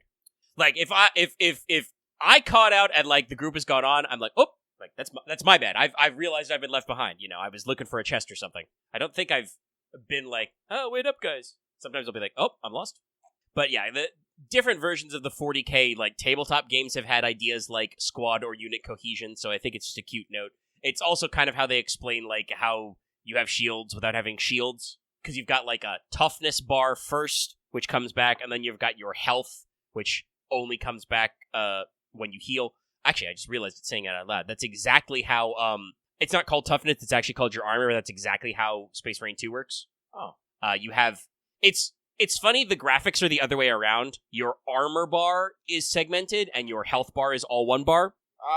But your armor bar is a blade of HP that doesn't matter and slowly recovers, like, if you haven't lost a full bar, and you can pick up power-ups to get, like, an extra bar and stuff like that. Whereas your health bar basically only comes back when you're either doing, like, melee glory kills or, using a health consumable. So, seems like they've got some recurring ideas here in the gameplay. But yeah, Darktide's fun. We have also been talking a little. You've been feeling the itch to get back into Vintage Story. No, it's true. They did just come out with a new patch. I think they said, like, they're finally being able to move on to their next segment. But, Vintage Story is, a very cozy game, despite its fucking, cog horrors. I like being able to, build a house, have an apiary, a farm, and a ranch. Then just sit over on my lakeside property and go, yep! It's a fun one. So we will probably check back in on that. And, I know that tonight, actually, I didn't tune in because I don't usually watch on Twitch, but I know Rubik started a new Vintage Story stream campaign, so they say they're going for a dwarf hold type vibe. Actually gonna build underground, that'd be interesting. So I'll scope that out, but yeah, maybe when our mods update. Oh, I remembered something I was going to say earlier, but it was technically a tangent. But we were talking earlier about getting, a second guy in. Elden Ring Night Rain did announce that at the end of this month they are doing their 2-man update. Okay, cool. I think I've got that wish listed on PlayStation. We'll see if they ever put that shit on sale or something. Or if we have a free time to throw another game in the mix. We do have a lot of games. Games keep coming. Mm-hmm. But yes, keep your eyes and ears peeled for more Vintage Story. Like I said, we like Vintage Story. It is a fun game. I should test out a couple of our mods and poke around a little. We've been talking about how, like, we don't need to go, like, as deep on some of the cooking stuff, maybe. I know a lot of people recommend it, but it's a lot of extra stuff. Like I said, I wish I could get, like, a streamlined version of the mod, because, like, some of the options to just like I think, you know, it's mostly mods that let you like use berries for other stuff than just making them into wine or just sucking them down. Which is, you know, neat to be able to like bake like berry pies and shit. But also just the cooking system is already a little involved, so like getting parity is annoying. So like that may be something we want to test out a little, because we were talking about this and talking about how like this time, you know, we're probably not going to go for like a town where we all have distinct roles, but more of like we'll have our own little manors where we, you know, you run whatever you need. We'll just be a county. We'll just be a county of, you know, ranchers or farmers. You know, and like obviously we'll have space to share resources and maybe, you know, be like, knowing us, at some point somebody will be like, all right, fuck it, I'm building a second anvil here. Here's a public anvil. Stop coming into my backyard. Because, you know, somebody will just be like, oh, hey, can I use your anvil real quick? And we'll be like, yeah. But no, the thing is, like, we had issues when we had everybody with job security where, like, stuff wouldn't happen. You know, Axe being our smith was not in as much. He was going through other projects, you know. Axe is a very big schedule. He schedules lots of things. So, like, you and I had to learn how anvils work. And honestly, they're not that hard. Takes a little getting used to. But also, Loth was our designated cook man, and sometimes he had shifts. So it was like, all right, drinking wine, eating pine nuts again. Because I'm not fucking with the soup system. Because, no, sometimes making soup was a pain in the ass. So, like, yeah, we may try, like stuff like that and explore a little. I, in general, am just hoping we can get maybe a little bit of a warmer climate to explore around. We were very, very cold, very chill. No, I think that's one of the things we gotta do. We gotta make the map not as vertical. Excuse me. Yeah, I had to think, because we learned that the cold and warm bands just alternate. You just keep going north enough, it'll get cold, then it'll get warm again, then cold again. We're just like, oh.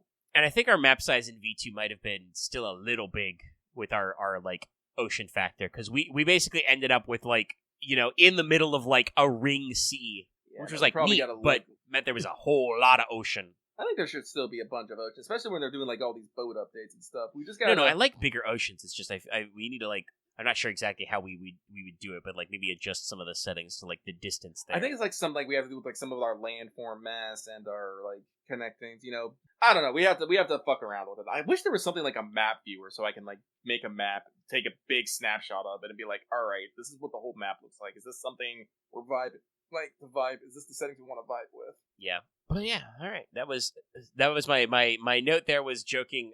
DARKTIDE and other friend slop. DARKTIDE is not friend slop, but people are also like, somebody invented that term and then everybody immediately made that term meaningless. Good job, internet. I guess just as an aside note, unless Lucky has anything else to throw out there, we are at about 3 hours mission timer, by the way. But there was a little bit of news about we had a first trailer and some first press release for like Battlefield 6. They're doing maybe a little bit of a weird thing where it's going to be like NATO versus NATO but mercenary, which will be interesting. But, you know, there's only so much they can do if they want to do future modern combat. But one of the things I've been doing to you know, kill time while doing Death Stranding 2 and other stuff was just on YouTube, somebody's uploaded the entire audiobook of Tom Clancy's Red Storm Rising. Yeah, I saw all 32 hours of it. Yeah, I saw that on the side when I was on YouTube earlier. I was like, huh. Yeah, there's a few things like that. Oh, I know some channels that upload some audiobooks in like 1 or 2 parts, but I just, you know, randomly decided to catch Red Storm Rising and check it out. But that's Tom Clancy's very famous World War III novel. He co-wrote it with the guy who made the naval wargame Harpoon, who was his tech consultant, basically, on Hunt for the Red October. But just, Red Storm Rising is a really good book. It's very long. It takes quite a while to build up to World War III. Like, he does a really good job of setting the tone. And kind of explaining why it doesn't, like, turn into nuclear Armageddon. But, like, aesthetically, I think it's gotta have, like, one of the best, like, time periods for that kind of, like, alt history shit. I think I posted a tweet earlier today that was like, whenever you need to come up with, like, NATO versus Warsaw Pact, just steal from Red Storm Rising. It's, I think, like, in the mid-'80s, so there's, like, nuclear-powered carriers, you know, the Nimitz is in it, the original one. But, like, and there's obviously a lot of submarine stuff, you know, but there's, like, what Clancy called the F-19 Ghost Rider, which was basically the hypothetical concept of what the F-111 Nighthawk would be while that was still classified. So, like, it's wrong, but, like, he describes what the role of a stealth aircraft would be very well, you know, so it's, like, very interesting to see. But, like, you're still mostly got, like, you know, F-18 Eagles in multi-role. The carriers are still launching F-14 Tomcats kind of shit, you know. So, like, aesthetically, it's very nice. Like, you've still got, like, Sea-Whisk guns and, like, the Aegis missile cruisers and stuff, you know. I think the M1 Abrams are, like, brand new Leopards and Challenger 1s type stuff. So, you know, like, very, very, like, you know, strong stuff. Has a lot of the theoretical stuff that was discussed at the time, like the Soviets trying to do an armor push through the Fulda Gap into Germany. But it was just like, no, yes, this is very well written. And like I said, it's mostly about the war. Like, there are character studies for, like, viewpoint characters, so you have people to follow. But it's, like, I almost want to say, like, remarkably apolitical. Like, Okay.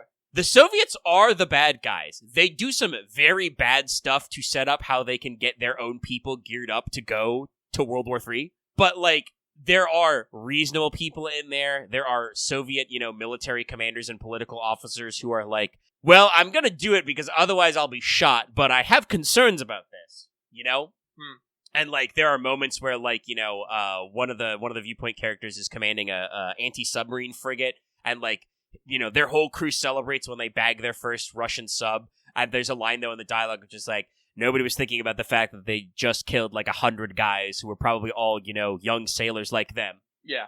So, like, there's a little bit of that, you know, back and forth. Like, the soldiers on both sides are equally valid, equally good viewpoint characters. You have some winners back and forth. There's a fucking Russian merchant marine captain who's, like, smuggling a shitload of paratroopers into Iceland is, you know, like, a major strategic concern. And he, you know, turns out to just be kind of like a baller because, like, he, the local NATO forces at Iceland are distracted, you know, so they don't spot them right away, but they do get pegged by a couple of guys. You know, they eat, like, an anti-ship missile, and he's like, oh, we're fine. One of the American fighters comes along, and they strafe him with 20mm, and you know, he's like, I've been clipped. Anyway, we gotta put this boat in the harbor. No, I will not see the battlefield, Surgeon. I don't have any of my guys left to steer this ship, so we're gonna land. Lots of submarine stuff, you know. Like I said, but it's by Tom Clancy with the assistance of the guy who, like, gave him technical consulting for Hunt for the Red October, so. It's a big old doorstopper, and like I said, you can find it on YouTube, all of it. I think the current, like, 32-hour version I'm watching, unfortunately, comes with, like, I'm pretty sure it's, like, I wouldn't even call it AI-generated video, but just, like, AI-generated moving pictures in the background, but, you know, I'm pretty sure the video is not monetized, because it is a not authorized re-upload of Recorded Books Incorporated's copy of this thing, but they do not seem to be particularly pursuing the copyright. And I know for a fact there are legit audiobook channels which have, like, the rights to post these things, so, like, they're out there. Tom Clancy's a feel man that I feel like has been unfortunately lost since his passing. He's no longer around to be persnickety with his licensing. That Tom Clancy's blah blah blah by Ubisoft used to mean a lot more about realism. Yeah. I remember Rainbow Six Vegas. That was some of those Rainbow Six games were fucking annoying. Those guys would get at you. And if the terrorists get you, you're gone. But yeah, that's just, like, what I've been doing. So, do you have anything you want to throw out there, Lucky? Anything else going on with you? Not super in particular. Gotcha goes on as it does. So the video games. Lucky has not been watching, like, any anime at all. This is starting to stress me out a little bit, but I just have not been in the mood. You know, that's you gotta catch up on some Dance. Yeah, I know, but that's, like, my peak mood right now. It's like, man, I gotta watch some anime. I'm getting behind, but also I really don't want to watch anime right now. I'm all like, and I'm just yelling at myself, make up your mind! Yeah, no, I know that sometimes. No. It's like it's how I feel about gacha games. Like I said, like, I got a couple of new ones installed, but I'm like, no, I don't feel like I have the time to sit down and, like, figure this shit out yet, you know? Mm-hmm. Like, I want to give it a fair crack, so I have a little time. Like, honestly, probably when I don't know when I'll get done with Death Stranding 2, but once I get done with that, like, I'm not going to start Clair Obscura after that, because no, I need to go back, I need to beat Alteria Yumina, I need to do that.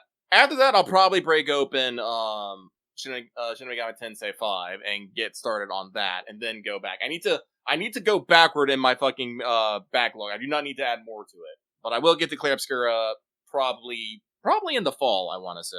You know, seems like the right time for it.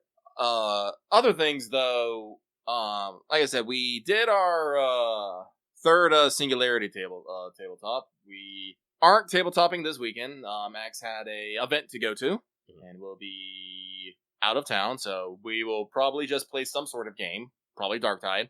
I'm probably going to push for Darktide. We have many things to do in Darktide. fucking so many penances to do. I need that field hat with goggles. I feel that with goggles. I need it. Pretty good. I would just like any hat at this point. Hats are expensive. And like I said, the cheapest hat is blue, and that doesn't match my color scheme. I'm red and black right now. But it was good to go back to the Singularity War. I don't know when, but if I ever feel like there's like a nice lull in rain, I might sidle up to Omega and be like, "Hey, Omega, you want to take a few week break for Singularity War?" Mm-hmm. I've already got like it was a short stint, but I've already got the next one mapped out, like in my mind. No, you did like a fair amount of work, just filling out like more stuff, doing in like the vehicle adversaries, talking about some more stuff, and you gave us the fucking hook already. I'm like, son of a bitch. I didn't actually get to say it as Claymore because I didn't think about that because I didn't want like Claymore to seem eager. But I was like, in my mind, I was like, yes, I would like to topple a small island nation. Yes, please, thank you. I figured that would be like the hook that would appeal to him. Yeah. Yeah. No, Claymore didn't say so. So no, like I'm interested in that, and there's more things I want to do. I need to bolt more things to Sarugi. I need to play with drone mechanics more. I know Dallas is kind of our drone guy, but, well, no, I take that back. Dallas is not our drone guy. Dallas is our mad scientist. Yeah. Like, Dallas does have Drone Master and does use drones and androids, but also does other stuff. Shit. Yeah, mad engineer. Just likes tinkering. And I was actually, looking at, drone rules and be like, all right, what would happen if I have a drone minion group and, all that stuff. I feel like I could use drones tactfully and not just make abhorrent abominations to throw at enemies with ungodly amounts of damage. Fly, my pretties. Fly. 10,000 quadrotors. I still find the people that seems like, yeah, there's no point in, having more than 6 in a group. I'm like, there's plenty of reason to have more than 6 in a group. That's fucking, that's it's reactive a lot of armor, wounds. baby. Yeah. But yeah, it's one of those things where mechanically it does not do anything to their skill rolls past 6. But you do, I believe, get all the extra wounds, and there is no cap because, like, the general vibe for the GM is like, well, it's as many as you need. How nasty a check do you want to make against your players, and how many wounds you want them to absorb, kind of a thing. Yeah, because it's one of those things. It's one of those things. Like once you start taking out minions, they get worse at what they do. So you want to have extra minions out there. You want to have extra minions in there to just tank wounds. So they can be good I've at been what they do. reduced to 1 minion in the group so many times, and I'm just like, well, this guy is super fucked, but you're fighting, mooks or mobs in like a video game, so he's gonna like take a crack at it because he doesn't think he can run away. No, so it's like, no, I was like looking at this like, no, you should be running around with like minion groups of like, maybe like 6 to 10. Yeah, they're not gonna be getting the upgrades after that, but guess what? That's every extra bullet spongy. Yeah, but every minion you put past, that cap, that's a guy that you can lose and not have your check be affected so you can get more dice to fuck with whatever you're shooting at. That goes for, both players and, I mean, the money GM thing you gotta be or the thing you gotta be careful about as a player end is the money cost, because, like, yes, you can build big groups of, like, 10 deep that can survive, but it is clarified in the FAQ that Blast affects every valid character. While minions get to group up, they are still technically individual characters, so, Oh, yes, no, Blast will completely fuck them up. But, grenade launchers and, like, small missile launchers are great for busting up big clouds of drones. Yeah, no, but I think that's also more important because it gives Blast more importance. Oh, yeah, Blast is the fucking literal skeet shooting, flying drones. Like, Blast is the king of minions. Yeah, because if it wasn't for, because even with, like, single target weaponry and stuff, you can still, if you get, like, a good enough check, you can still take out a couple minions per shot. It's true. They only apply soak once, and I know for a fact Jack killed, like, 3 guys one shot before with a railgun. And that's, like, before we even get into, like, crits. No, that's how we, like, before we even get into crits, so... Yeah, no, Blast is king of dealing with minions, but other than that, it's kind of a it'll be interesting. Thing. I do want to, because I've written a lot of rules for it. I do want to poke vehicle stuff a little, so like, and that gives some chance to play around because they do some interesting things with some different vehicle weapons. There's several vehicle weapon examples in like Embers of the Empyrean, and even as far back as like the Genesis Expanded Player's Guide that are like, oh yeah, this vehicle-sized blast weapon, when you apply blast, this one, that affects everybody in short range. So it's like, oh, so there's like, you can do some interesting things with that and like actually having your like placement matter. No, so like, I am still probably going to be fairly Singularity War pilled for right now, especially since we're not going to rain again this week. Probably won't switch over my brain to rain stuff until next week. So I'll probably... it was originally up in the air for sure. We only got the confirmation for sure today. I think that Axe did not, have all this extra kit and caboodle to game offsite, basically. Yeah. Not that I would have pressed for it anyway, because he is offsite, and you don't need to worry about scheduling. Yeah. But it was definitely not happening. Otherwise, I probably tomorrow was going to set out and make sure my rain notes are in order. I'll probably wait until later next week for that. Yep. But like I said, I do also still have the skeleton of the next Singularity War job in my head. You should probably write it down at least. Yeah, that's what I'm saying. Is like I need to. I feel like taking the time to actually like sketch that one out. But but overall, I am happy how everything turned out. I don't think anything was particularly weird. We had like I said, we had our bumps and stuff like going over. Like I said, I had that player character conflict of like I want to go loot these guys, but I don't necessarily want to go loot these guys for no reason. And I think that combat went fairly well. Everyone got their own moment to shine, which I think was important. Like, and Wolf, like... The baddies actually got some hits in. Yeah. Well, I think that's also because we didn't do the smart thing. We kind of split up, which, is generally bad, but honestly, like, I was thinking about this. Splitting up was probably bad for our wound thresholds, but it let people shine in the areas that they can shine. Like, we didn't, like, focus fire down the boss, so Wolf had, a chance to, 1v1 the fucking, Major, which was, pretty cool in its own right. They're like engaging in fucking blades and stuff. Dallas got to, do some cool stuff with drones. Odin got to, get some sniping in, and Claymore was Claymore. And you can't see Odin still, got some chance to do some tactical stuff as well. I do think that he suffered a little being on his own in that Odin, we learned a lot about, or remembered a lot about our builds. Odin's not really built to tank fire as a primary attacker. Yeah. No, but I think like the fight went a lot better in the third session where we quickly did a side job to recover the Tsuchigumo, the multi-pad urban tank, which was important to Claymore and Wolf. And I think Axe had a much better time in that one because he was actually probably able to set up in his sniper's nest, and we didn't have the comm jammer fucking with everyone's steed, so everyone could communicate. I like the comm jammer. I think I'm continuing going to use it, but I'm definitely going to make sure that we have some like alternate form of communication somehow. Yeah, I think all of you budgeted the laser links like what I reminded you in between jobs that they were in now. Yeah, no, because I'm going to be real. I like the idea of people not being able to call for help. It's very important. It's true, but also has risks. But yeah, no, everybody got in there, and like that one did flow, and that one I was a little surprised because Wolf rolled like one or two triumphs and like got ahead and technically disabled the boss. Yep. Well, and I was like, nope, you did it, you do it. But like I said, I actually got some zings back. The normal enemies were not kitted out to actually do anything to Claymore, so that wasn't a big deal. But Jack rushed into shooting range, so I got to zip her a little bit. Yeah, no, Claymore's build is very fuck off damage. I have like no defense, I have no dodging abilities, I just have a fuck ton of soak. That's it. Yeah. Claymore does not dodge, Claymore does not duck, Claymore does not get into cover. And like I said, I just Claymore absorbs fire.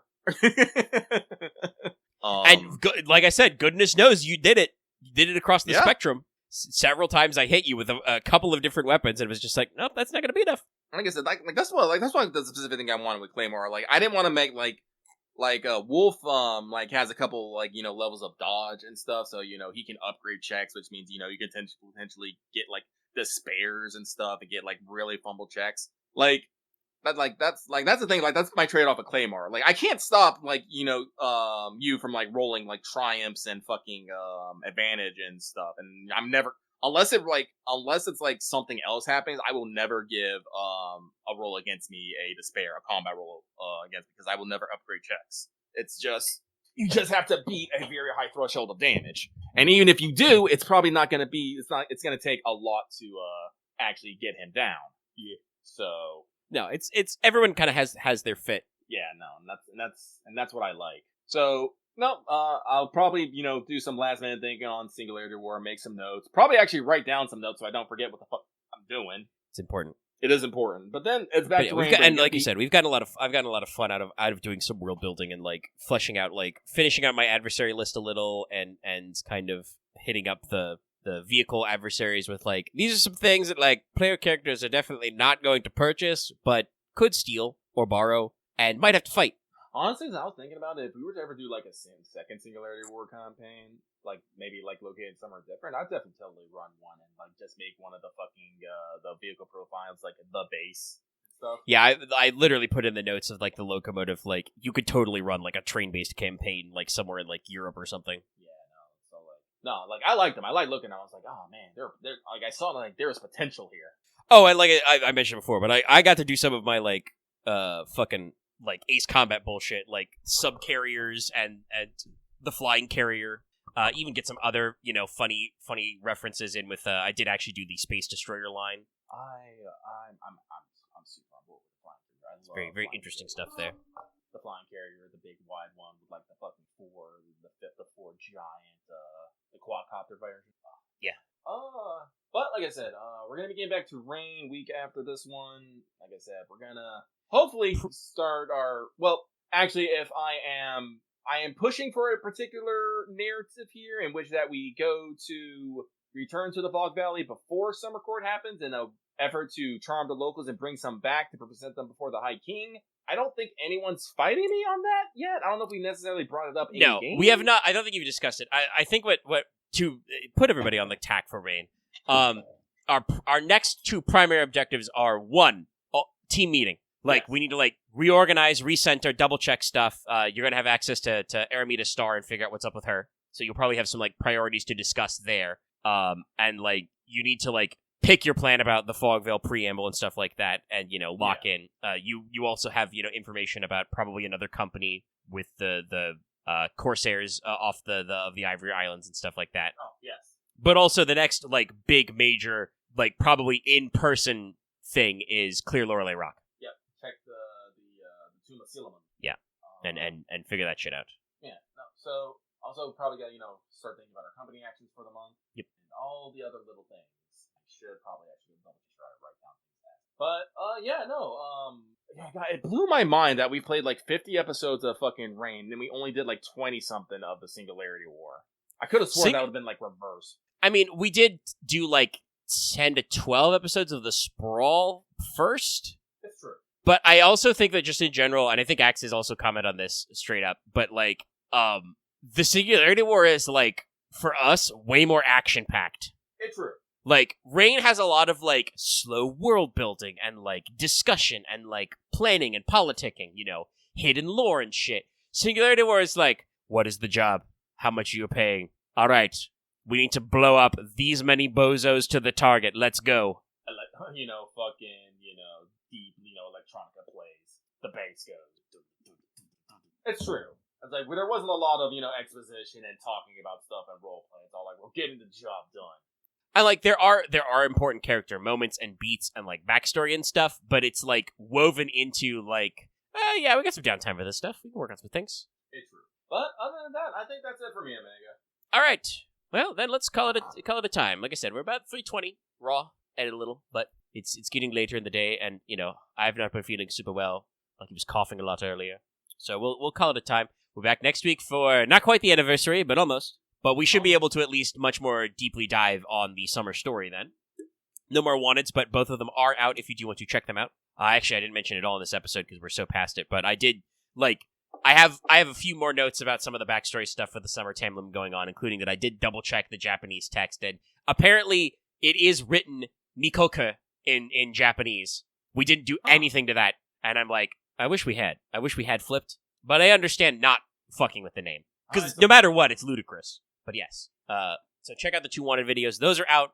You can watch all 3 of the episodes of our latest job in the Singularity War. All of those are out now. If you somehow don't know what Raid is and want to catch up on all 50 episodes, there's a whole ass playlist for Noblesse Oblige. Check them, and we'll wind on down. And like you said earlier, we're probably not going to do any more bonus streams of Death Stranding because it's getting kind of towards the end where there's just a lot of make work happening, and it's sucking up some extra time out of our week. But we will be back on Monday with more Death Stranding. Yes. So be sure to check that out. Yeah, that's everything for me. So I'll do the outro, hopefully before my nose starts running again.